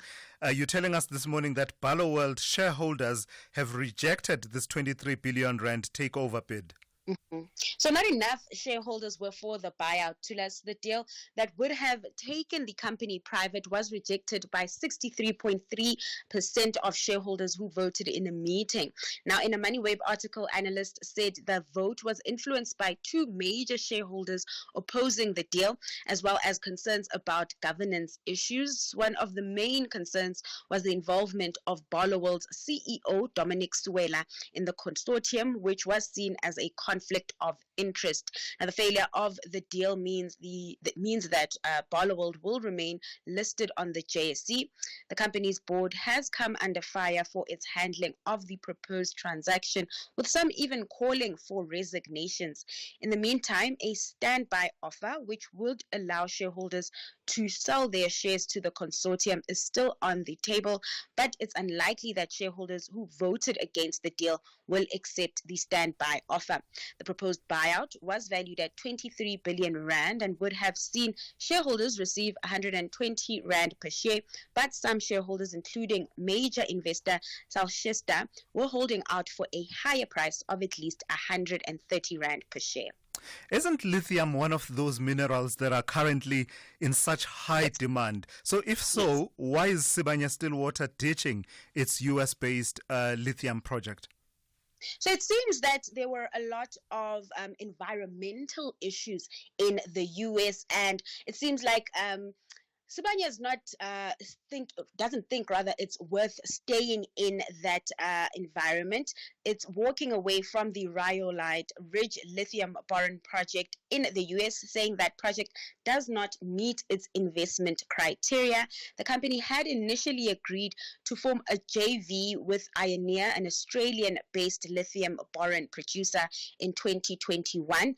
And now, after conducting a review of updated project information, the miners' board decided that the project did not meet its investment hurdle rates under current market conditions. Now, the Rhyolite Ridge project aimed to capitalize on growing demand for lithium and other critical minerals essential for electrification, but it's faced challenges, including, of course, those environmental concerns and legal disputes. Now, while Sibanye ditches lithium in the US, it's not totally ditching lithium within its operation. It's moving forward with a lithium project in Finland, which aims to produce sustainable battery-grade lithium hydroxide. That project has secured a 10 billion rand green loan package and is expected to play a crucial role in reducing Europe's reliance on China for lithium. All right, please give us another roundup of market activity here at home and elsewhere in the world, and Dowling. So starting in Asia, markets plunging into the red as President Trump's trade policies continue to weigh on stocks. The Hong Kong Hang Seng taking the biggest hit there, down over 1.1%. Then over in Wall Street, futures are flat following yesterday's mixed close. Attention shifts to the health of the U.S. economy today as investors await GDP figures. Then coming back home, markets in the green. The all-share closed over 0.6% higher in yesterday's trading session. The rand, in the meantime, on the back foot this morning at 18.47 to the dollar. All right, thank you for that. That's Ntauling Lichela. She'll be back with one more update for you just before the resumption of trade on the JSE. That's in the third hour of the morning brief. In business, a rand saved is a rand earned. And almost 100,000 businesses trust OUTsurance. We're in the private security industry, and by switching to OUTsurance, we save 785 Rand a month. It's an extra tank of fuel, it's extra reward money that we pay our officers. When it comes to insurance, OUTsurance is our security company. For your business insurance, contact OUTsurance to see how much your business could save. SMS quote to 43328 for immediate cover, or visit outsurance.co.za today. A licensed insurer in FSP. T's and C's online. S3 and Lorna Maseko are adding flavor to your Wednesday evenings. Lorna invites you on a journey of discovering new ways of transforming South African pantry staples into delectable and budget-friendly meals. From reimagining traditional South African dishes to infusing global inspirations, Lorna's inventive recipes and seasoned cooking tips inspire creativity and will empower viewers to navigate the kitchen with savvy resourcefulness. Tune into Lorna's Pantry, Wednesdays at 6 p.m. only on S3. Open up.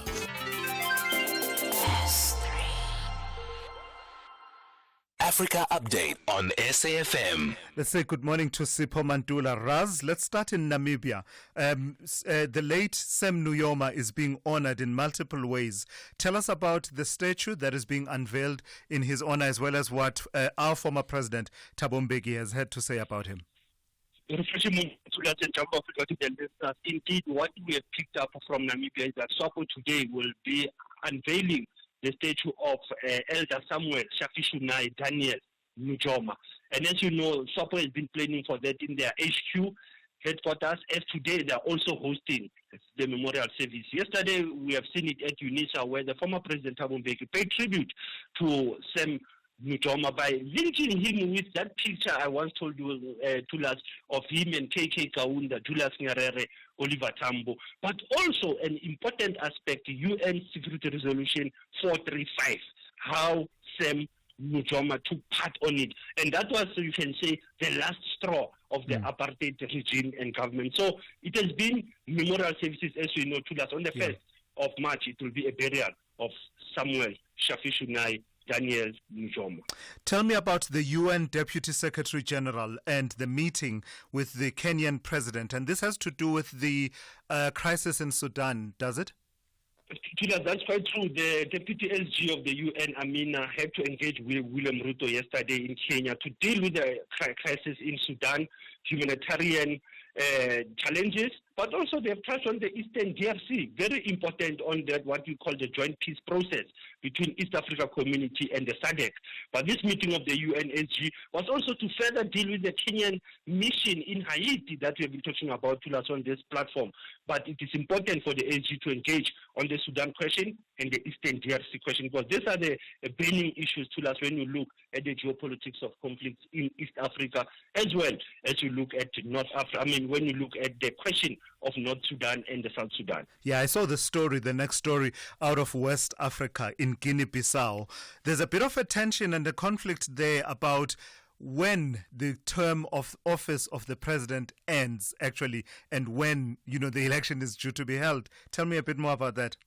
That is being said that Umaro Sisco Embalo, he's in Moscow, as people are saying today, they will be bringing that nation to halt because of this expiration date of president.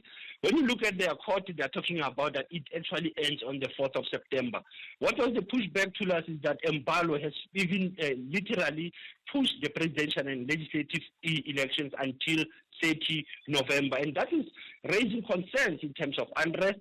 And as you know, the history of military coups in that region is pushing Guinea-Bissau to that level. But as you know, you will interpret the last day of the election and what will be the next electoral cycle to us. Bit difficult when you have to look at the militarization of politics in Guinea-Bissau.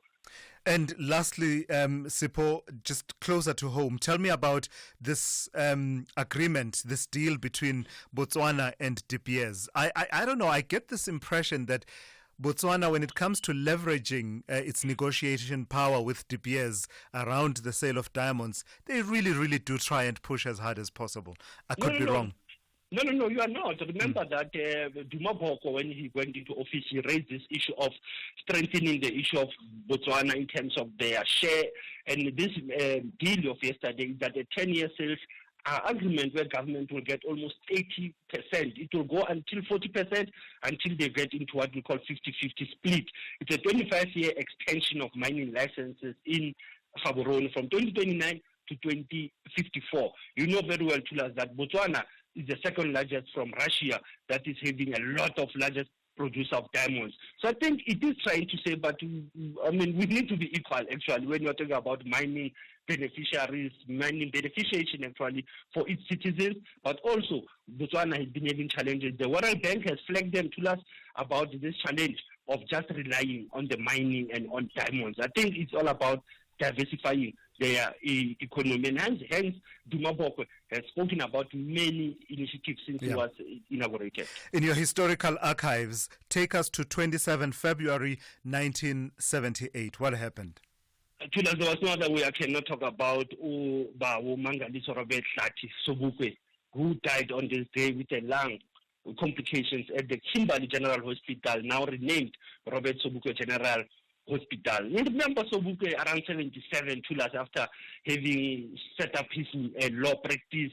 There was this diagnosing of the lung cancer. He had to move between Grooteskier, had to move before Kimberley, and in between, you remember, he was still under Sobukwe Clause Act, where he was still not allowed, because Kimberley was a banished place to us for Ubawo Mangaliso Sobukwe. Hence today, if you can recall, the 47 years of Sobukwe will be having many lectures, many universities, and also his own movement will be honoring Professor Mangaliso Robert Hlati Sobukwe. Asante sana Thulas, as was leading the conversation, SAFM observing the Black History Month. Sipho, thank you for that.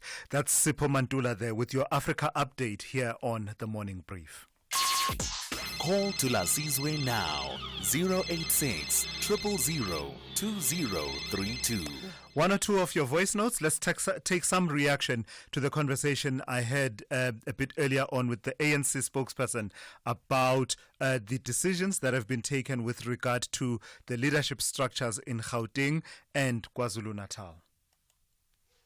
Good morning, Thulasizwe. Good morning, Thulasizwe. Great question that you asked about Panyaza Lesufi not being affected, but Duma in KZN being affected.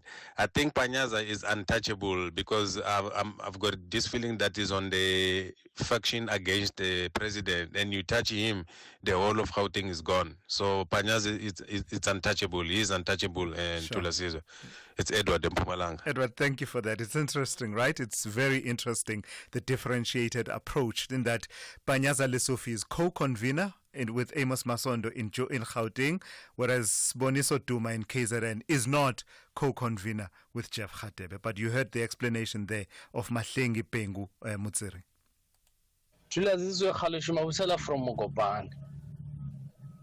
The ANC is not aiding to the existing structures.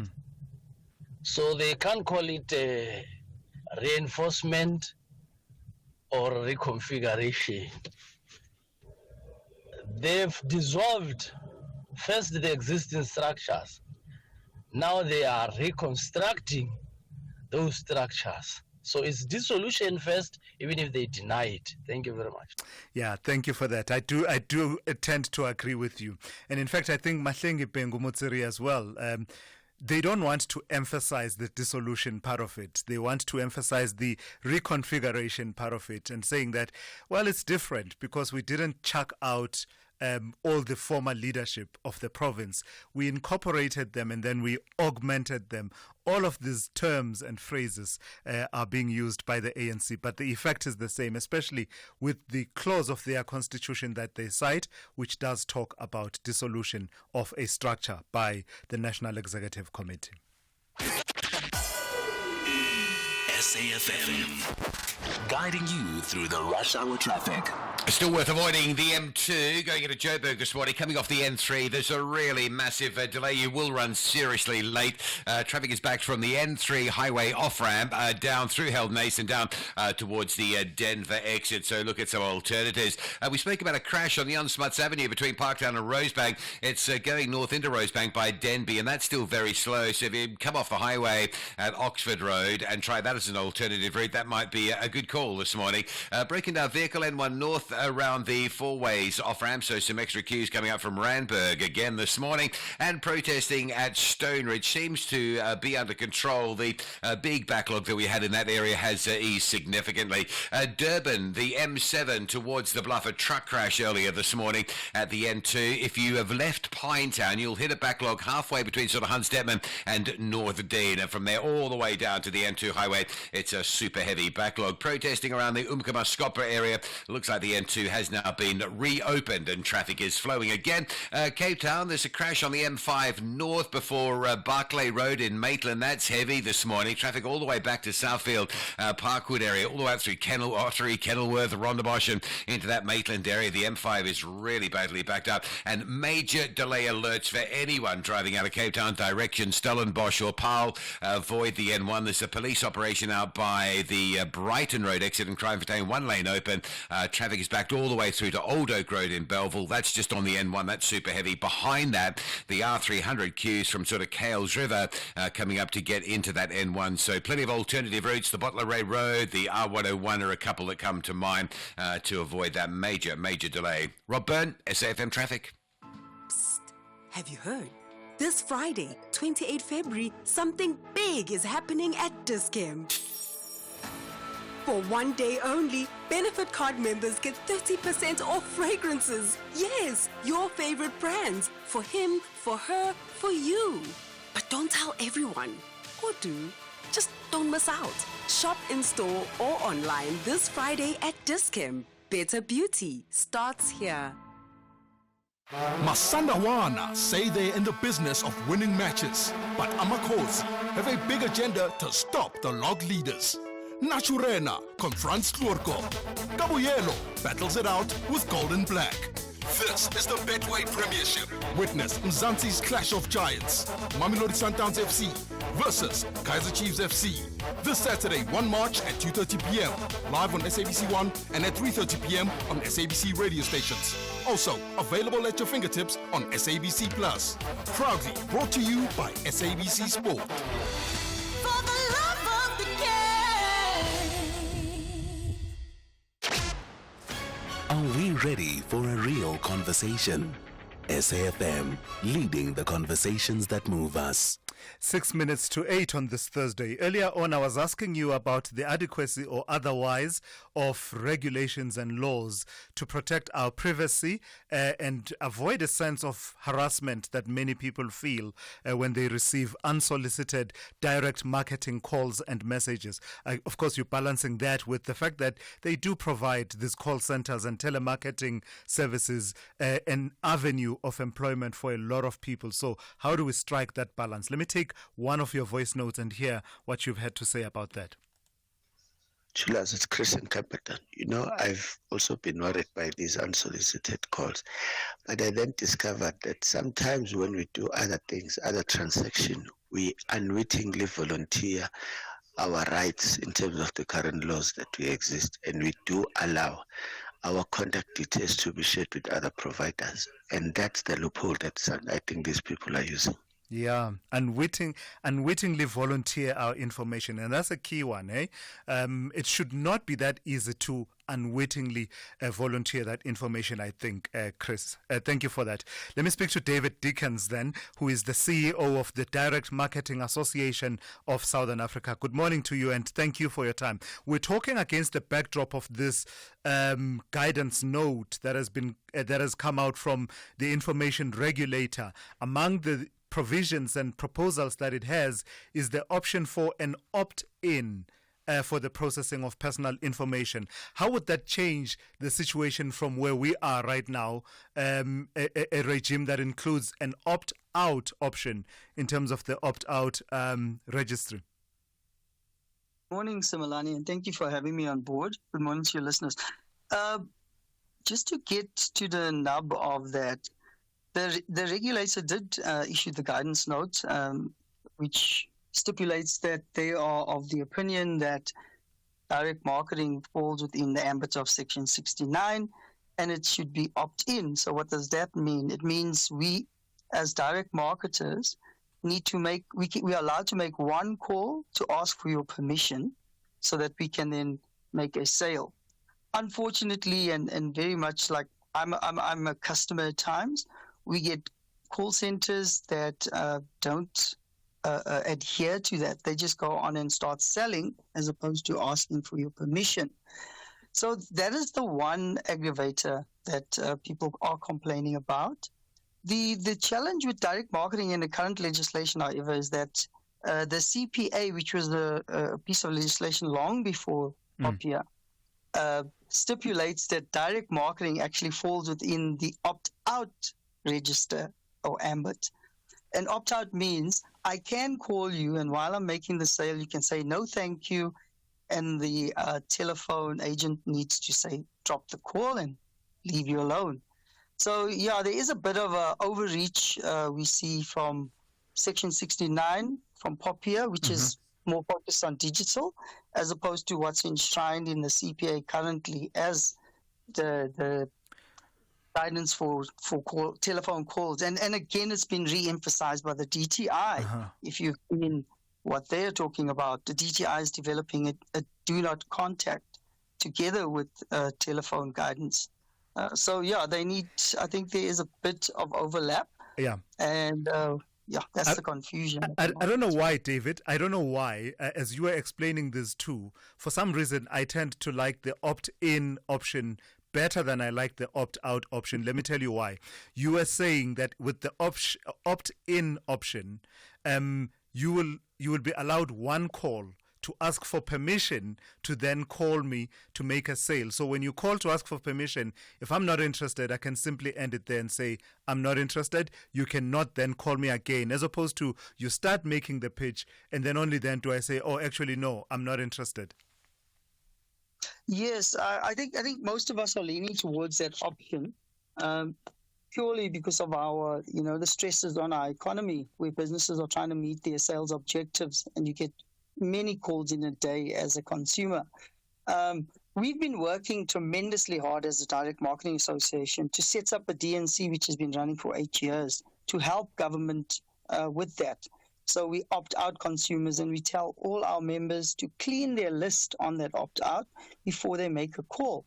So yeah, there is that challenge in terms of education and following the new systems that government wants. A DNC is a do not call registry, right? So that's the opt-out registry of the DMA, and we're discussing this with the DTI on how we can assist them when they get theirs up. We've had multiple talks with the National Consumer Commission on it, and they're busy formulating that as well. Why does it seem like the calls are intensifying in terms of the numbers and the volumes? Are there rogue elements within your industry, and why is it difficult to isolate those rogue elements if they are there? So that's our big challenge. We send, reports both to the NCC and IR in terms of complaints, and we get over 3,500 of them.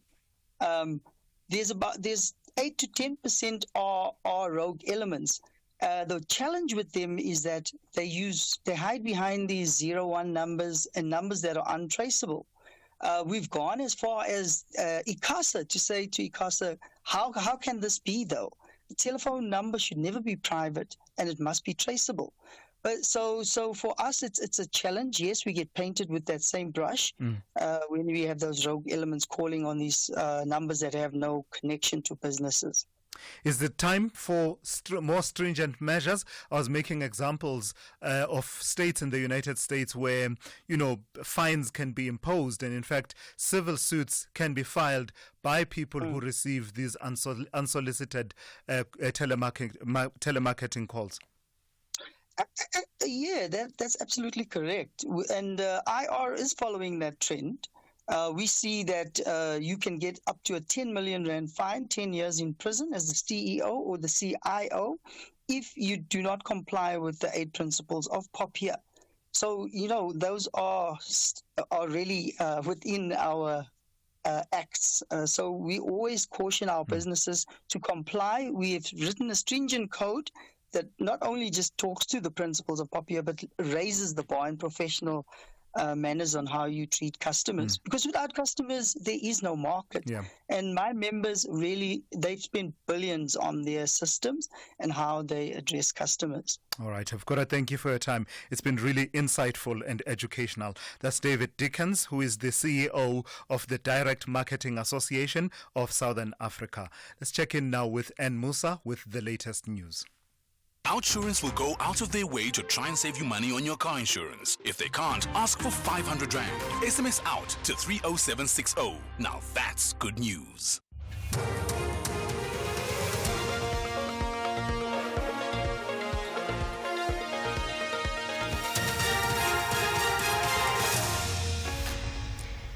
In our top stories, Mbalula's message to those left out of Gauteng's newly appointed task team, and Western Cape Premier outlines his 5-year plan. Good morning. ANC Secretary-General Fikile Mbalula has sent out a stern message to those who are disgruntled after being left out of the newly appointed provincial task team. Mbalula's comments come in light of a newly reconfigured provincial task team that has replaced the party's provincial executive committee in Gauteng, which was led by Thulasizwe Simelane. Lesufi has now been appointed as the co-convener of the province, while former NCOP chairperson Amos Masondo gets the position of the convener. Mbalula says anyone who brings any negative energy to the provincial task team will face removal. And we've made it very clear to everybody here, if anyone is going to come with negative energy into this PTT and this process, we will remove them. There's not going to be a wait for the next conference. You are gone because you don't want to be here. This thing of tweeting at night and all of that is gone from now. We must tweet at night, Panyaza, defending the movement. Western Cape Premier Alan Winde says his government's focus for the next 5 years is to help business drive economic growth to create more jobs. He was speaking at the 2025 State of the Province address in Beaufort West in the Karoo. Winde says in the last few months, another 62,000 jobs were created in the Western Cape. He says the province is stepping up to lower the unemployment rate. Speaker, when the last quarter jobs numbers came out, this province was responsible for another 62,000 jobs. That's 62,000 jobs out of a total of 152,000 jobs created in our country, nearly half of all the jobs in South Africa. They represent real residents who are now part of our economy. Human Settlements Minister Thulasizwe Simelane has directed a team of officials responsible for emergency housing to speed up the process of assisting the flood-affected households in KwaZulu-Natal.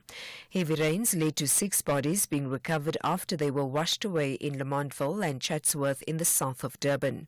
The Ugu and King Cetshwayo districts municipalities on the south coast have also been affected. In a statement, Simelane says a technical assessment will be accompanied with beneficiary registration. She says this will inform the possible solutions such as rebuilding the damaged structures or relocating the affected households, among others. With the deadline to register spaza shops and other food handling businesses being a day away, approximately 40% of these businesses in the Northern Cape have successfully registered to be in operation. The MEC for Cooperative Governance, Human Settlements and Traditional Affairs, Bentley Vaz, says in the province over 2,500 business operators applied and only 1,209 have been approved. In November last year, President Cyril Ramaphosa ordered that all business operators in the sector be registered following the deaths of children due to foodborne illnesses. MEC Vaz elaborates. We remind all businesses to register before the deadline of the 28th of February 2025, and we applaud those who already registered. I'm happy that over 1,200 applications have been approved by the municipalities. This will assist the government to support this important sector of the economy better and to ensure that we preserve lives. We are also happy that at this stage, a total of 20 municipalities out of 26 have already adopted the standard bylaws to regulate the industry and ensure continued compliance with the regulation. And finally, hundreds of Palestinian prisoners have been freed by Israel as part of the final exchange in the first phase of the Gaza ceasefire deal. Buses took some to Ramallah in the occupied West Bank, where they were greeted by cheering crowds. Yahya Shrida was among those released. He spoke to BBC reporters about his ordeal. We have been taken out of suffering as if we have been dug out from our own graves. No prisoner has had the experience of having their own release delayed twice. What we have been through is a situation that the mountains can't carry. It is very hard to explain. It is very hard to talk about what we have been through. Recapping the top story, ANC Secretary General Fikile Mbalula has sent out a stern message to those who are disgruntled after being left out of the newly appointed provincial task team. For SAFM News, I am Anne Musa. Those were the top stories for this hour.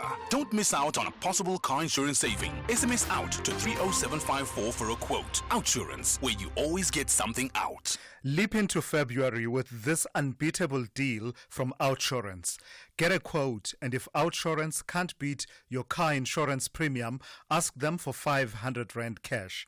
And make that 1,500 Rand cash if you've been claim-free and with the same insurer for 3 years. Get monthly savings on your car insurance or cash in your pocket. Either way, you win. Make today the day you switch and save. SMS out to 30754. That's out to 30754. With Outsurance, you always get something out. A licensed insurer and FSP. T's and C's online.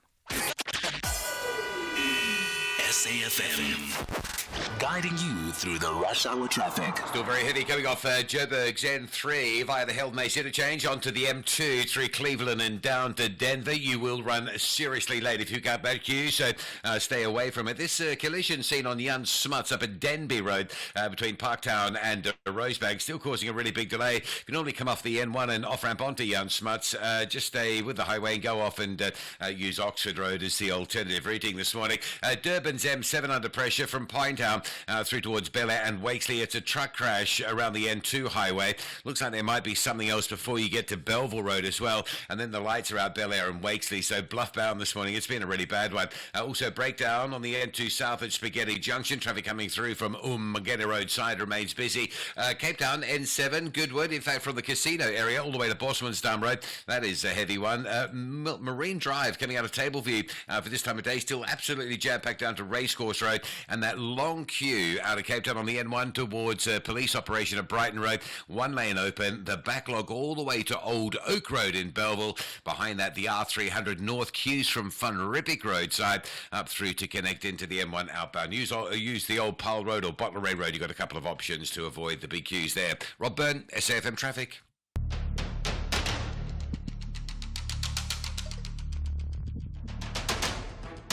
The Morning Brief with Thulasizwe Simelane. Weekdays, Monday to Friday, 6 to 9 a.m. The Morning Brief with Thulasizwe Simelane. Weekdays, Monday to Friday, 6 to 9 a.m. It's just gone 10 minutes after 8 on this Thursday. Good morning. We are into the third hour of the morning brief here on SAFM.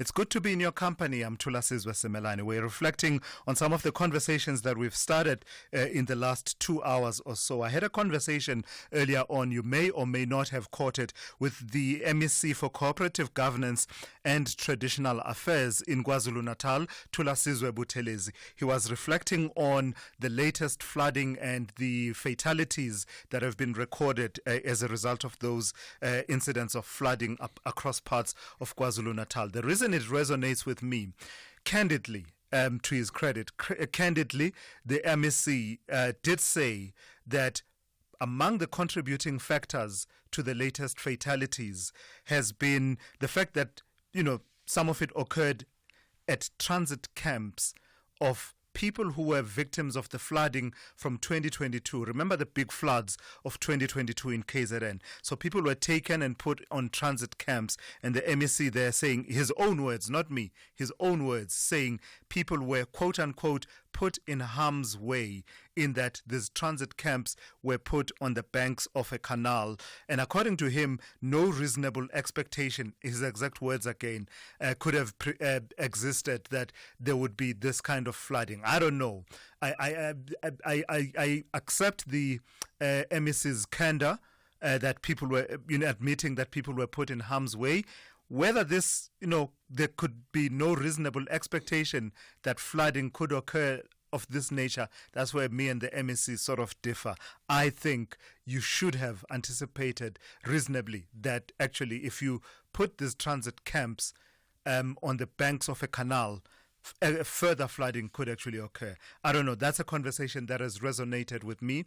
Share your thoughts on it if it has resonated with you. The number to dial 086 000 2032. Your WhatsApp voice notes on 061 410 4107. Of course, we're talking the ANC's reconfiguration in KZN and Gauteng, as well as the telemarketers and some of the regulations that are being put in place to try and ensure that there's a balance between your privacy as well as the effective marketing by those who want to do direct marketing in legitimate methods.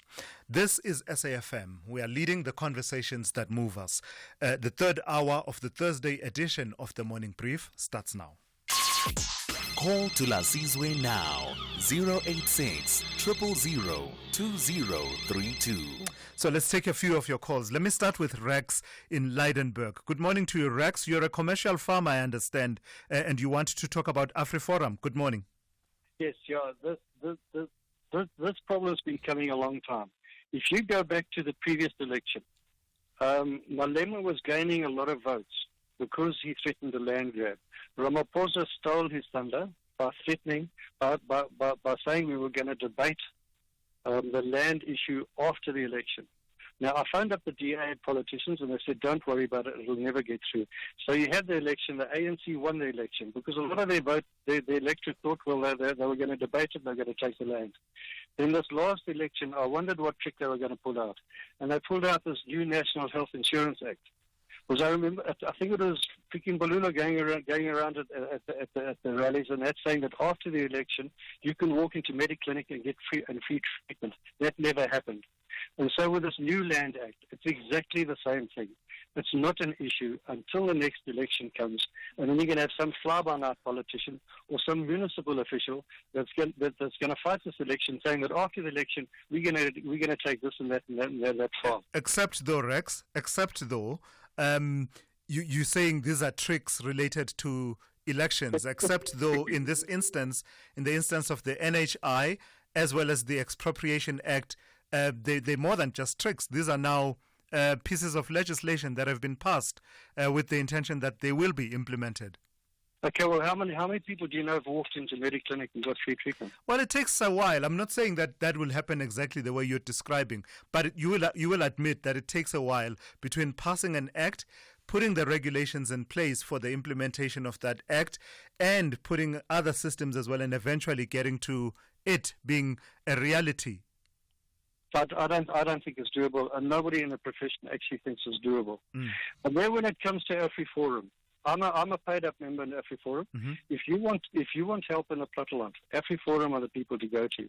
They can't always help you, but they will point you in the right direction, and they will always give you good advice. Sure. If you go the political route, you got to play the political game, and that goes nowhere. And now for 20 years, we've had fly-by-night politicians. Every time there's an election coming up, they're threatened to take land, they're threatened to do this, that, and you know, agriculture is a long-term investment. Gotcha. Rex, thank you for that. Of course, part of the other level of that debate, Rex, is the extent to which those parties that advance the policies that you are talking about gauge their level of support, right? And let me not put it that way. Let me put it this way. To the extent that you are suggesting that there's a pandering to an extremist view around issues of land reform, you have to look at how the electorate in South Africa has responded to any question of extremism. I would say our electorate is quite measured and calculated in terms of how they support land reform while not going in a radical and reckless direction. And I think there's no basis to talk about a radical and reckless direction being taken in this country. AB in Durban, good morning, also on AfriForum. Yes, good morning to us. My view is that the issue raised by Donald Duck and Goofy, also known as Elon Musk, that the South African government wants to confiscate white lands and so on, is a red herring. The real issue is Musk's attempt to sell his Starlink satellite network in South Africa. He is very upset and has Trump's ear. He accused the government of having, in his words, openly racist laws. He wants our government to exempt Starlink from the requirement that people of color should be included in major business deals. He has rejected the requirement that 30% of the equity should include black business people. Now, AfriForum is campaigning on Musk's behalf by claiming that the Starlink company is being prevented from doing business in South Africa because, in its words, Starlink is too white. Perhaps AfriForum is hoping to get a nice pile of dollars from Musk to set up another Orania. That is why AfriForum can easily get an audience with the top Trump officials, while our poor ambassador, Ibrahim Rasool, is battling to get an appointment at the White House. Now, the well-respected journalist Chris McGreal wrote in great detail on this matter in the British Guardian newspaper last month. AB, let's leave it there. Thank you for that. That's AB in Durban. And I think, AB, you're not the first one. I've heard that theory being advanced, that actually what's really at play is Starlink and its desire and Elon Musk's desire to have access to South Africa without having to comply with some of our country's laws. Sbusiso in Durban, you also want to talk to me about AfriForum. Good morning. Hi, Thulasizwe. It's Fiso. I think regarding the AfriForum, the latest trip is more of a damage control more than anything, because when Trump decided to put this sanction against South Africa, removing the U.S. aid, the most companies that are suffering, that have been beneficiaries, is the same companies that are owned by the AfriForum's constituency. I mean, if you look at it, if we were to be removed from AGOA, the bulk of the exporters of wine, citrus, the apples, and many other agricultural produce, it will be the Boer community that will be hard-blown. And I think it's more of a walk of shame for them to go back to Trump to say, we didn't mean that we must remove South Africa from AGOA. It's a strategy backfiring on them more than anything. Yeah. Sfiso, thank you for that. And again, this is it's analysis that I've heard before that says actually there's a realization on the part of AfriForum that some of the actions that the Trump administration may take in relation to AGOA in particular may affect their own constituency, and perhaps there's an attempt to do damage control. It's not the first time I hear that analysis. Thank you for that, Sfiso. Let me take a call from Kirk in Cape Town. Kirk, good morning. You want to talk about the Gauteng Premier Panyaza Lesufi. What about him? Good morning to the Thulasizwe. I agree with one of the earlier callers that Panyaza Lesufi is untouchable. He is now established a kingdom for himself in Gauteng. He defied the NEC with his with the GNU, the negotiations in the province, and he has survived the latest reconfiguration. So he is untouchable. Watch him in the next national election. Him and Mbalula will be tackling for that number one spot in the ANC. Interesting. Kirk, do you think you are describing him as untouchable? Do you think there's an element there that perhaps is being recognized by the ANC of his resonance with a significant portion of the electorate, even if the ANC is suffering, but perhaps a significant portion of the electorate in Gauteng, in a way, identifying with his style of politics?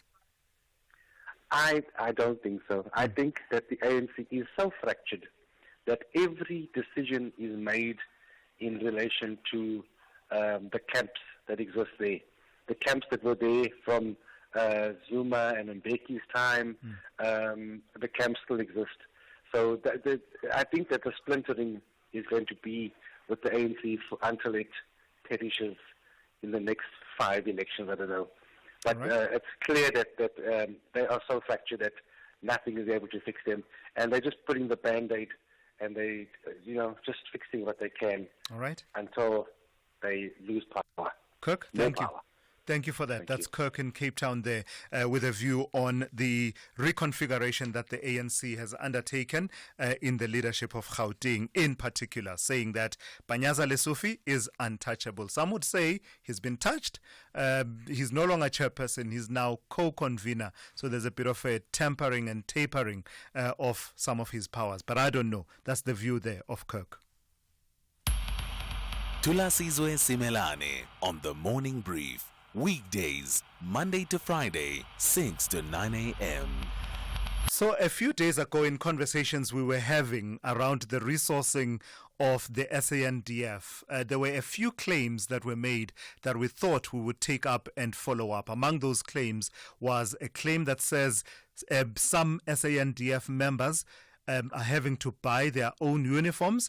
And then you also heard a claim a few days ago that says there have been instances where the food rations of the SANDF have at some point run out. And I did say at that point that I wasn't aware of those reports, and perhaps we would take it forward with someone closer to that situation. Let's bring in Advocate Biki Grief, who is the National Secretary of the South African National Defence Union, SANDU. Good morning to you, and thank you for your time. So let's start with these two claims.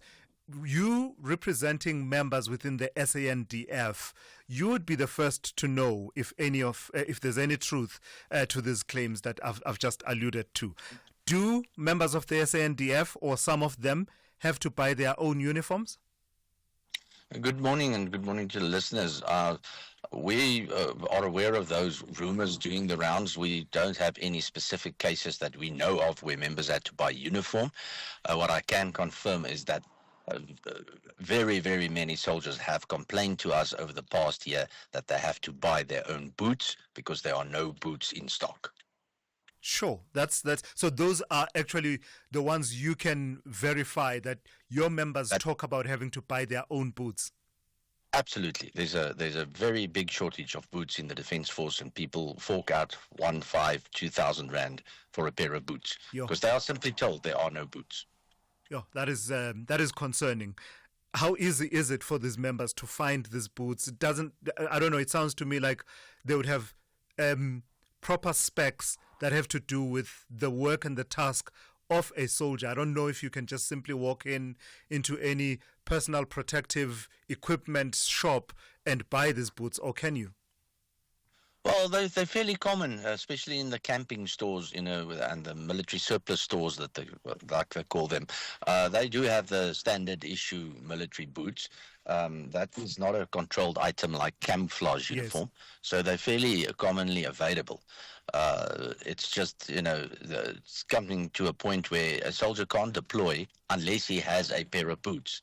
And, soldiers are told, well, you're about to be deployed. If you don't have boots, you're just not going anymore. And this never used to happen. And this never used to happen. Never used to happen. No. It's, this is all part of a underfunded, deteriorating defense force. We see it in simple things like that. So the second claim, Biki, was that there have been instances where food rations have run out, and I think that the caller talked about Lohatla, the training school, and basically even said that it went as far as the gift of the givers needing to step in and assist with that. Has that happened? There has been on several deployments, even since COVID, the deployments, there has been food shortages of rations under the deployed soldiers. With those unrest in KZN in 2022, there was shortages. The supply lines, the logistical supply lines weren't properly set out to deliver food timely to the soldiers. We even had commanders going around to local shop owners begging for contributions. And this was reported to us by commanders themselves, not even by soldiers on the ground. In the DRC, the rations ran short again because of supply line issues and suppliers not being paid, so that it ran down to an issue where people got fed once a day. Even when we were in control, when we weren't surrounded by the rebels, we kept on being plagued with problems like that. It's something that comes and goes. It's very sporadic, but it's unnecessary and it's demoralizing to soldiers. It sounds to me, Piki, like this is status critical in as far as the SANDF is concerned. Would you say that some of the attention that has been, some of the spotlight shown on the SANDF in light of the fatalities and casualties we suffered in the DRC is perhaps helping to elevate and amplify that conversation about just how critical the situation is for the SANDF? Look, the union has been banging on the door about this critical state of the SANDF for 4 years now, and it is just absolutely tragic that it had to take a tragedy like this to awaken the public's, scrutiny of the Defence Force and the sad state that it's in. I think up until now, few people have really realized in what deeply, deeply troubling waters the Defence Force finds itself. And then lastly, Piki, let me ask you, in light of that, you will have seen the comments of Lieutenant General Nchaveni Mapaha at the funeral, one of the funerals of the fallen soldiers. My sense of it is that a lot of members of the public are supportive of the comments that he made. They're saying that he's speaking truth to power and calling out the situation for what it is. But the other side of it, of course, is that this is the last thing you want, a soldier dabbling in politics and making speeches in the way that he did. On which side of the argument do you land as Sandu? Look, we're always on the side of the truth. The general definitely spoke truth to power. It is, as you say, there's of course questions that, now the general is stepping on the politicians' toes. There's probably going to be consequences for that, which is understandable to a certain degree. But I can also tell you that what you're hearing from that general is pure frustration. And it's frustration because the people who should be listening are not listening. And those are the politicians that he referred to. And, if they are uncomfortable with the truth, well, then they better man up and start facing the truth, because they are the ones that brought the Defence Force to its knees. All right. Advocate Piki Grief is the National Secretary of the South African National Defence Union. We thought we'd bring him in to just stress test some of the claims we've been hearing recently about the state of the SANDF. So you heard there what he had to say about uniform shortages, boot shortages in particular, as well as instances where food rations have run out on deployment. Call Thulasizwe now, 086 000 2032. Let me take this WhatsApp voice note that has to do with the relocation of victims of flooding in KwaZulu-Natal, and perhaps my conversation with MEC Thulasizwe Simelane a bit earlier on. This is so unbelievable. Relocating people after the floods to an area where the river banks can burst. What incompetence from the Durban municipality and its different departments. What incompetence. It cost people's lives, people dying, for him to say in hindsight we shouldn't have relocated them. No. Durban municipality, you need to do better. Yeah, thank you for that. And interestingly, MEC Simelane did not want to directly pin the blame for that relocation to the banks of a canal on the eThekwini municipality, but that caller there willing to go that far and connect the dots and make that link to say actually it was them that did that. But absolutely right. I mean, I do suspect that there's something there to that conversation, and as I was saying, the candor of appreciating that this was one of the contributing factors is one thing. The other thing is that actually it was reckless in my view. But the MEC is saying that it wasn't reckless. There could have been no reasonable expectation, in his words, that there would be that kind of flooding where people were moved to transit camps that were located on the banks of a canal. Let's check in with N. Musa now with the latest news headlines. Good morning. Thanks to us in the headlines. The Department of Cooperative Governance in KwaZulu-Natal says there should have been more consideration when relocating the 2022 flood victims to Lamontville in the south of Durban. This follows the deaths of 6 people after heavy rains and mudslides on Tuesday. The ANC in the Western Cape has lashed out at Premier Alan Winde over job cuts in the education sector. This after he delivered his State of the Province address at Beaufort West last night. And the ANC Secretary General Fikile Mbalula has sent out a stern message to those who are disgruntled after being left out of the newly appointed provincial task team in Gauteng. I'll have details on these and other stories at 9. SAFM, guiding you through the rush hour traffic. Just been a crash on the very busy N1 in Pretoria, N1 North, just around, between the R21 and Rigel. So if you're northbound on the N1 up towards Rigel Avenue, expect some delays there. Just off the highway, a crash on Solomon Mashlangu at Rubenstein Drive, slowing traffic that's sort of going eastbound, if you like, around further into Pretoria East. N1 South, Rivonia down to William Mandela, off-ramp at 4 ways, that's heavy. And we've been detailing and advising you to stay off the M2 into Joburg this morning with very good reason. Incident around the Denver exit on the M2 Joburg bound. The back of the queue forms up on the N3 South at Galulis. That's how bad it is. All the way down the N3 you sit, and then all the way through Held Mason, all the way through Cleveland and Denver. Just do yourself a massive favour and stay well away from that one. The M7, as we thought, 2 crash scenes, one before Belleville Road and an earlier truck crash down at the N2, so it's still very heavy coming out of Pinetown if you're bluff bound through that Queensborough, North Dean, North Park area. Breakdown on the N2 South at Spaghetti Junction, still there causing delays. And Cape Town, again, just avoid this one. There's an operation on the N1 out by Brighton Road in the Kraaifontein area. 1 lane open, major delays on the N1 all the way back to Old Oak Road. Behind that, the R300 North sits as far back as Van Riebeeck Road in Kales River, just to turn into the N1. If you're leaving Cape Town for Paarl, for Stellenbosch, Justenburg, look at alternative routes, the Bottler Ray Road or the old Paarl Road, for instance, will sort of keep you moving a bit better through that area. Rob Byrne, SAFM Traffic. This is SAFM Sport with Zai Khan. So here's what I propose, Zai.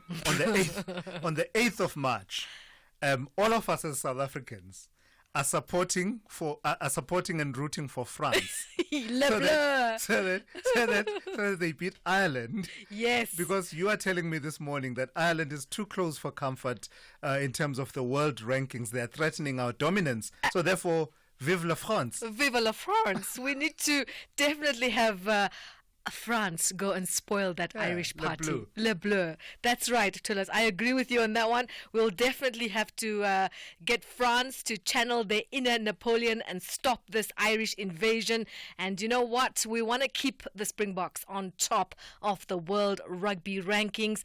Ireland remain unbeaten, though, in Six Nations and is now just 1.42 points behind the Springboks. And so a big win over France on the 8th of March could see them leapfrog the Boks into the number 1 spot. Now, France, they're currently ranked 4th. They'll be looking to throw a spanner in the works when they visit Dublin.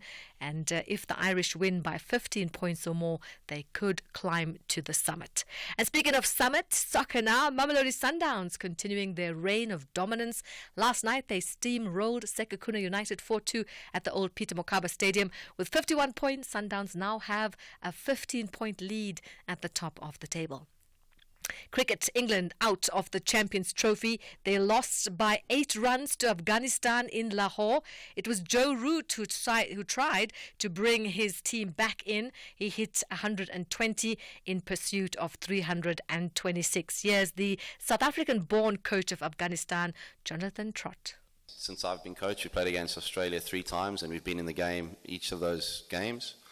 So we should take a lot of confidence from that, and I think certainly what happened in the World Cup, T20 World Cup, and I say this to the players as well, that Afghanistan's never going to be taken lightly ever again.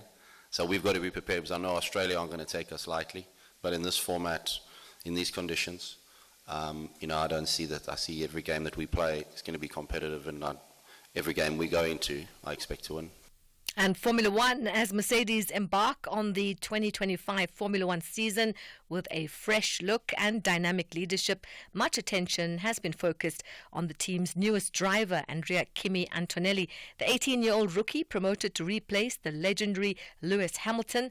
He'll be alongside George Russell, with Mercedes fans eager to see how Antonelli develops throughout the 2025 season. Let's hear from Mercedes team principal Toto Wolff.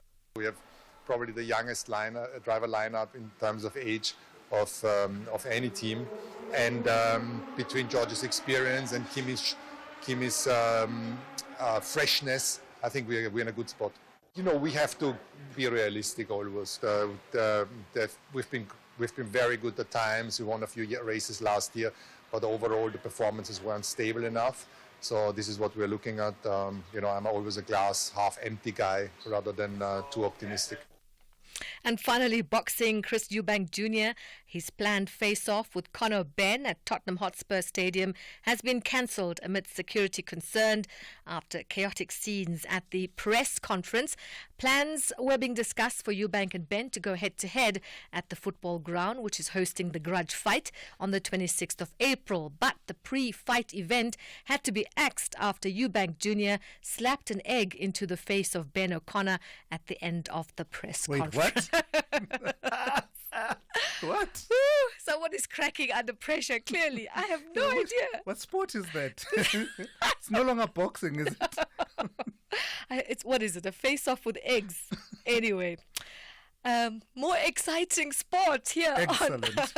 Excellent sport. And exciting sport with John Henniker around 12:30. I'm Saikan. The Business Update on SAFM. Good morning to you once again in Taoling. You have more serious news than what Zai was delivering a few seconds ago. Tell me about inflation accelerating in January. Is this here at home, and should I be worried? Yes, it is here at home. So you might be paying a little extra for some of your items, but nothing to really worry about, because inflation is still at the lower end of the SARB's target range of 3 to 6%. It quickened to 3.2% last month, slightly higher than December's 3%.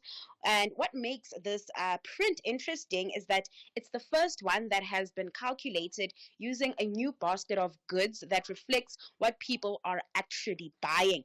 The basket includes 71 new products and removes 53 old ones. Some of the new items include streaming services, air fryers, as well as rosé wine.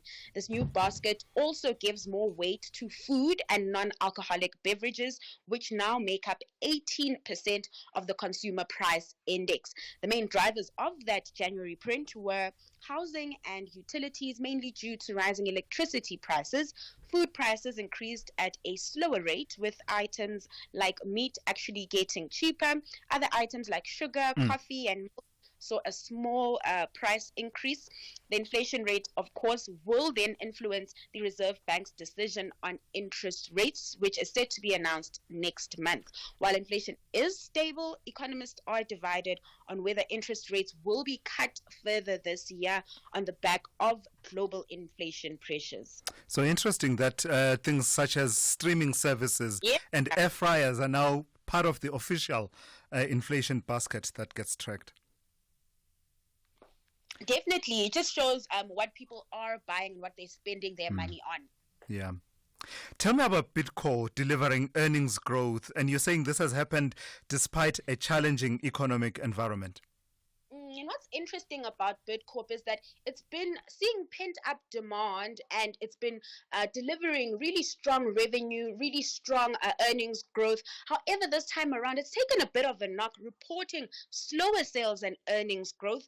Over the interim period, the group had to contend with tough economic conditions, as mentioned, in all of its markets, and it also had to contend with currency fluctuation risks. Revenue came in 3.6% higher, while earnings increased increased 6%. The group operates in the food services industry, benefiting from demand of more people eating out. And post-COVID, the firm was delivering, of course, a double-digit profit growth. But as consumers tighten their purse strings, as inflation and rates increased during that period, that pent-up demand started slowing. And that's what we're seeing happening in the results. I spoke to the company CFO, David Cleesby, and he said these set of numbers somewhat reflect a normalization post the pandemic pent-up demand. And zooming in on those markets, the group managed to report upbeat growth from South Africa and Europe. The UK surprised to the upside, with trading profit jumping 30%. On the downside, Bidcorp had to contend with a recession in New Zealand, which weighed on that market's performance, and China still proving to be a problem child. The group, however, is positive that a recovery in that economy is underway and that would benefit consumption levels moving forward. Lastly, Ntauleng, what kind of Thursday can we expect in the markets? So local markets are likely to open mixed today following global peers. Earnings season here at home is heating up. Traders will wake up to numbers from Impala Platinum and Cap Industrial.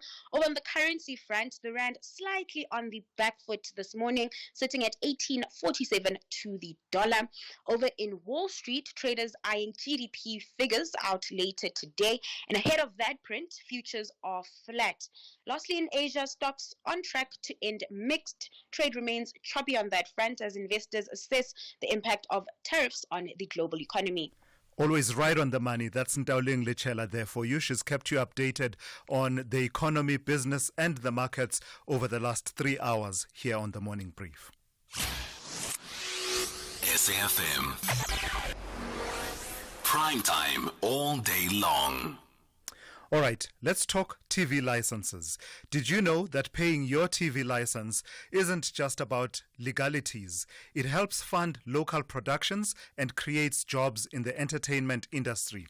That means more epic dramas, exciting sports, and news that keeps us informed. So, when was the last time you checked yours? Visit tvlic.co.za and make sure you are up to date. After all, it's your screen, your story. Hashtag your screen, your story. Thulasizwe Simelane on SAFM. So let's turn to this story now. The Minister of Home Affairs, Dr. Leon Schreiber, has expressed enthusiasm over President Cyril Ramaphosa's endorsement of the department's progress and digital transformation agenda. These reforms include the introduction of a digital ID system to combat identity fraud, the launch of a new electronic travel authorization system powered by AI, and the trusted tour operator scheme to increase tourism from India and China. The minister joins me now to take that conversation forward. Minister, so there's a whole host, good morning to you. There's a whole host of these digital initiatives that you are introducing. In sum and in their totality, what are they meant to achieve? Good morning to Thulasizwe and good morning to your listeners. Well, they are aimed at achieving our goal to deliver dignity to all of our clients. And when I talk about our clients at Home Affairs, it really runs the full spectrum. It's probably the department with the biggest client base of all government entities in South Africa because, of course, we serve every South African citizen right all the way through from birth until they pass away. And we serve visitors to our country. And so these reforms are really the key enablers we require to deal with long-standing challenges at Home Affairs. Let me make a couple of examples. So as we talk about the digital ID and our drive towards doing away with the green ID book, that is a document that's very vulnerable to fraud. And we know that most cases of identity theft involve that document. So once we can move to a space where we cooperate better with banks, we know we've got a very successful pilot project with banks. We want to expand that. We can give more people access to the smart ID and then also introduce a digital channel so that you can have a secure digital document on your phone, much like you will have your bank card on your phone already. That's one of the examples. Another one is, of course, in the travel space. The electronic travel authorization is going to remove the role of human bias, of corruption, and, of course, of paper-based systems in our visa space. We're going to move very much in the direction that we have with things like online banking, or what you see with the South African Revenue Service with e-filing, to make sure we close the loopholes that are exploited both for corruption but also for massive inefficiency when it comes to the visa space. And that's how we're going to boost tourism and investment in South Africa. The other initiative, in fact, before I turn to the other initiative, talk to me a bit more about this digital ID system. How soon are you looking at rolling it out in the way that you described, that it would be much like having your bank card stored on your phone, your smartphone at the moment? How soon can we see that, and what are its implications for the phasing out of the green ID book, which from previous conversations, I understood you as a department to be saying you would only phase that out once you've reached a certain threshold of people taking up the smart IDs. But now you've gone beyond the smart IDs. You're talking digital IDs. Yes, that's correct. And it's still true. I don't want anyone to be concerned. We will not simply wake up one day and do away with the green ID book. But we now have a clear plan in place since the last time we would have discussed this. So what we're going to do is firstly expand access massively to the smart ID, because of course we cannot remove the ability for people to get a green ID book if they don't have alternatives. So we know that there are naturalized citizens, for example, there are permanent residents who currently can't get a smart ID, and we want to change that so that everyone can get the smart ID.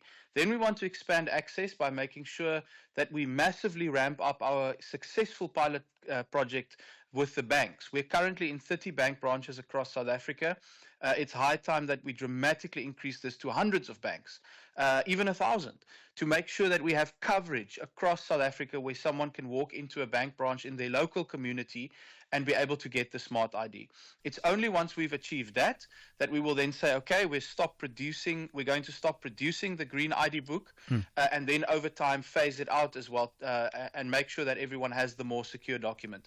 Then where digital ID comes into the picture is obviously because your smart ID is a physical document. It's something that can be lost, it's something that can be damaged, something that needs to be replaced.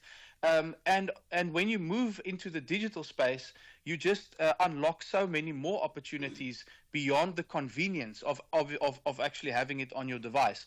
So just by way of example, if we are able to build a digital ID system where we can verify the identity of South Africans online, we can then plug in other government services through this digital ID space. So if you think about everything from your matric certificate to your driver's license to your SASSA payments, there are huge opportunities for cost savings. And of course, we're in budget season right now with negotiations still underway.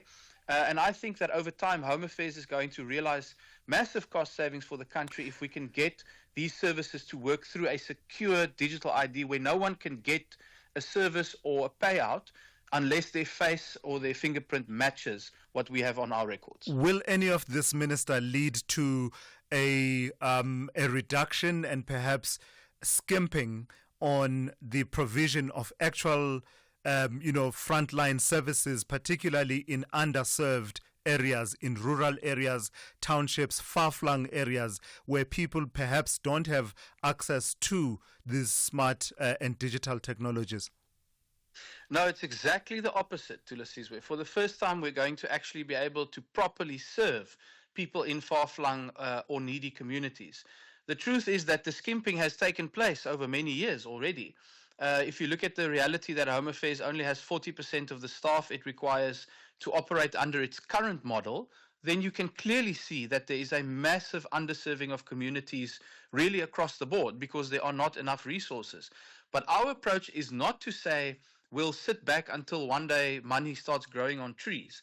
We are going to make up for the shortfall by embracing technology.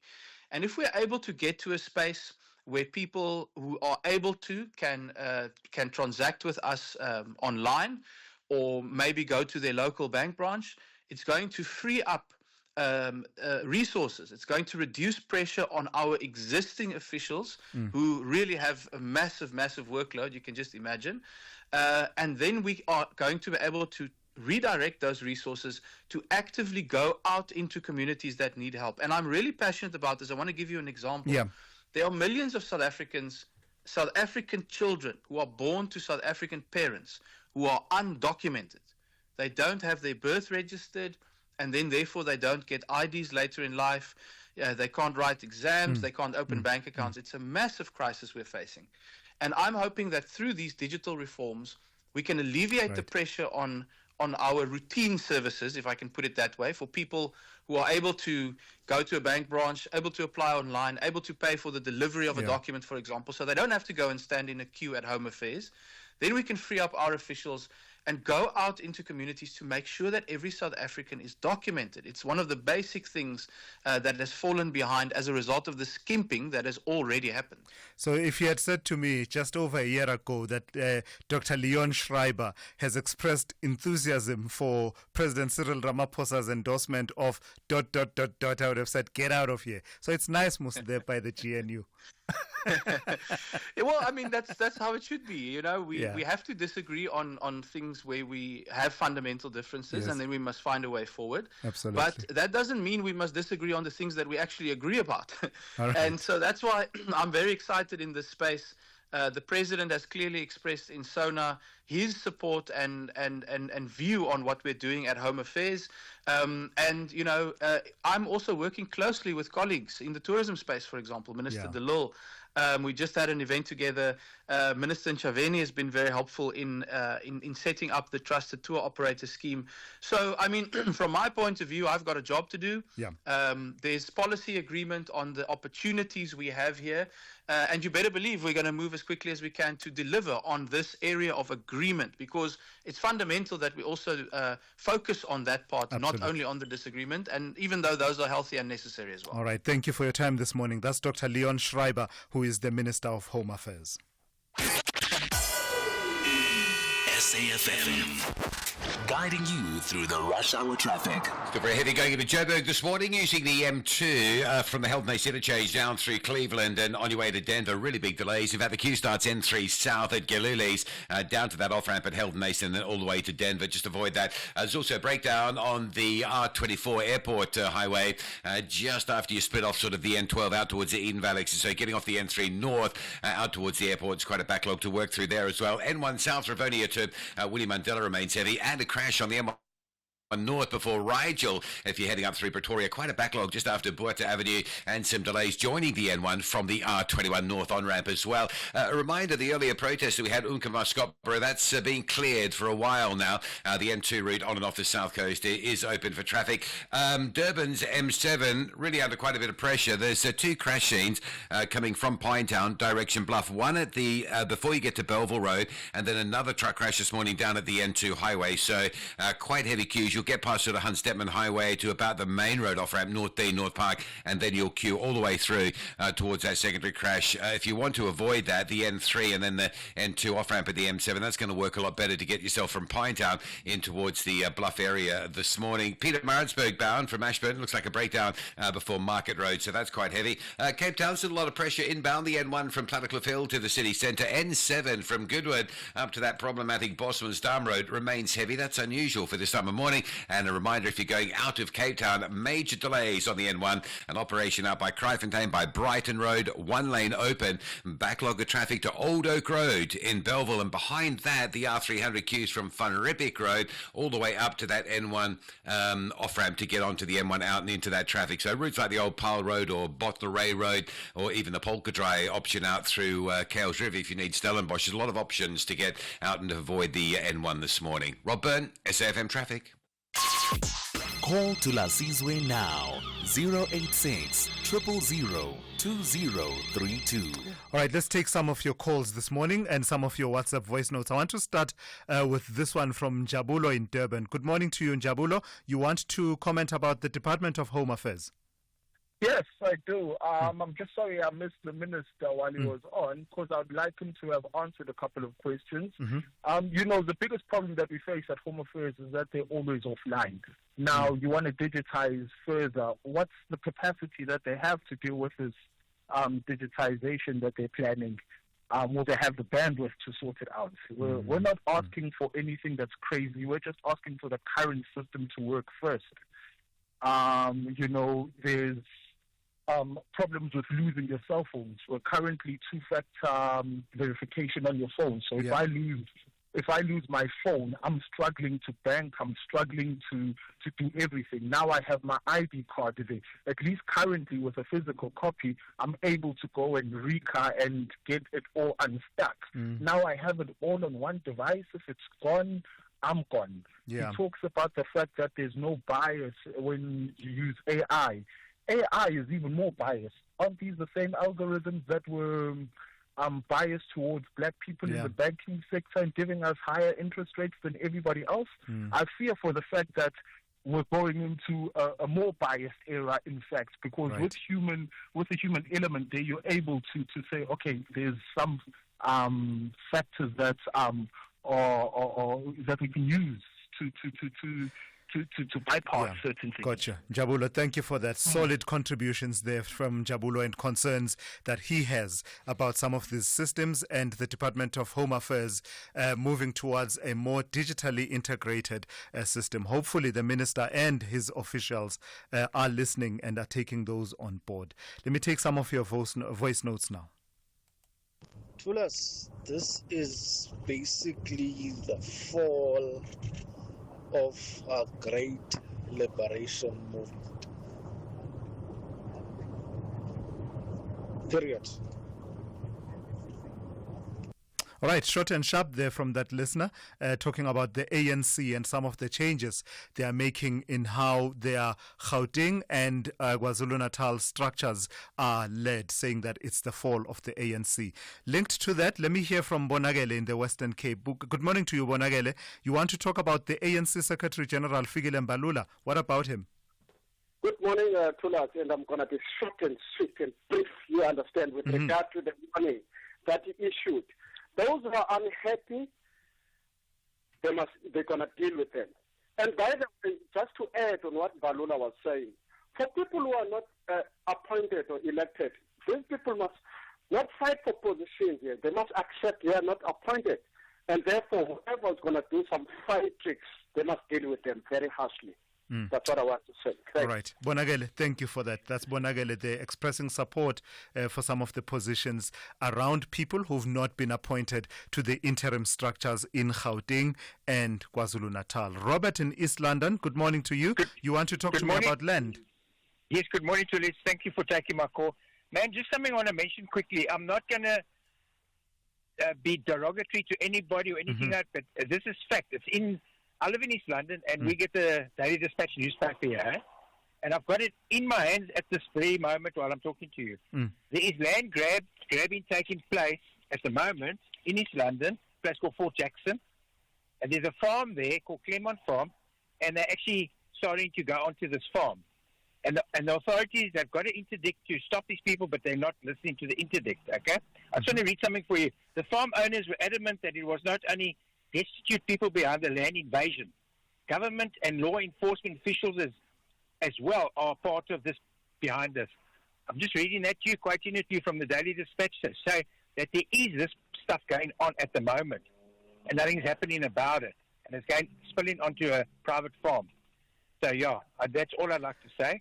So you're saying there's involvement of government and law enforcement in a land grab in the Eastern Cape? Well, the newspaper says so. I don't know where they get the information from. It says so in the Daily Dispatch. That was Tuesday's Daily Dispatch, Yeah. And then while I'm on the phone with you, if you don't mind me just quickly saying about Defence Forces. When we served in the Defence Force, we were properly fed and everything. But I want to tell you something else. When P.W. Botha was, I don't know if he was State President or Minister of Defence, whatever, for 2 years in a row, I worked on the railways, we never got our bonuses. We were told we're going to forfeit our bonuses for the war machine. And then 1 year we never got an increase for the same story. That's all I want to tell you. forfeiting your bonuses to the war machine. Yes. So there is, that's what I want to tell you. That is the difference between what's happening now and what happened then. They found the money somewhere to carry on with their war machine. You understand what I'm saying? Robert, you say the war machine, many South Africans will have a different recollection of that period, right? And basically those who were on the receiving end of that war machine would find it quite problematic. But thank you for your inputs. That's Robert there in East London weighing in on two matters there. And that's how we come to the end of today's edition of The Morning Brief. Thank you for listening and thank you for your engagement. The Talking Point with Kethi Motlatlana is up next here on SAFM, coming up after the news. Essential cover from Outsurance pays out claims in cash, allowing you to choose your own panel beater. SMS CAR to 43187 now.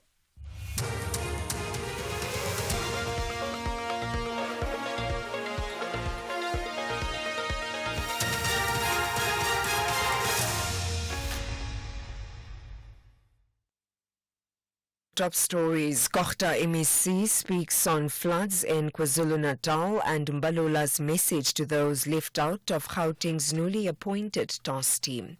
Good morning. The Department of Cooperative Governance in KwaZulu-Natal says there should have been more consideration when relocating the 2022 flood victims to Lamontville in the south of Durban. This follows the deaths of 6 people after heavy rains and mudslides on Tuesday. Last week, heavy rains triggered a mudslide in Adams Mission, also resulting in the deaths of 6 people. Kochta MEC Thulasizwe Simelane. The people who lost their lives were in a transit camp where they were moved to that camp after the 2022 floods. And in hindsight, after inspecting the camp yesterday, one can see that they were put in harm's way. They were never supposed to be relocated to such a place because it posed a significant danger on the bank of the canal. But when they were put there, there was no reasonable expectation that that area would one day flood. So it's a combination of factors. It's human error, but also coupled with climate change. The ANC in the Western Cape has lashed out at Premier Alan Winde over job cuts in the education sector. This after he delivered his State of the Province address at Beaufort West last night. Winde said they'll create jobs and focus on economic growth over the 5 years. Leader of the opposition in Western Cape Parliament, the ANC's Mohammed Khalid Sayed. The speech of the Western Cape Premier actually said absolutely nothing about the plans of his government going forward. It was just reflecting on what has been done, even in terms of what has been done. Speaking highly about the results in many of our underprivileged schools. Well and good, and we welcome that. But absolutely nothing about the cutting of over 2,400 teaching posts. You can commend teachers, but you're taking away their jobs. ANC Secretary General Fikile Mbalula has sent out a stern message to those who are disgruntled after being left out of the newly appointed provincial task team. Mbalula's comments come in light of a newly reconfigured provincial task team that has replaced the party's provincial executive committee in Gauteng, which was led by Panyaza Lesufi.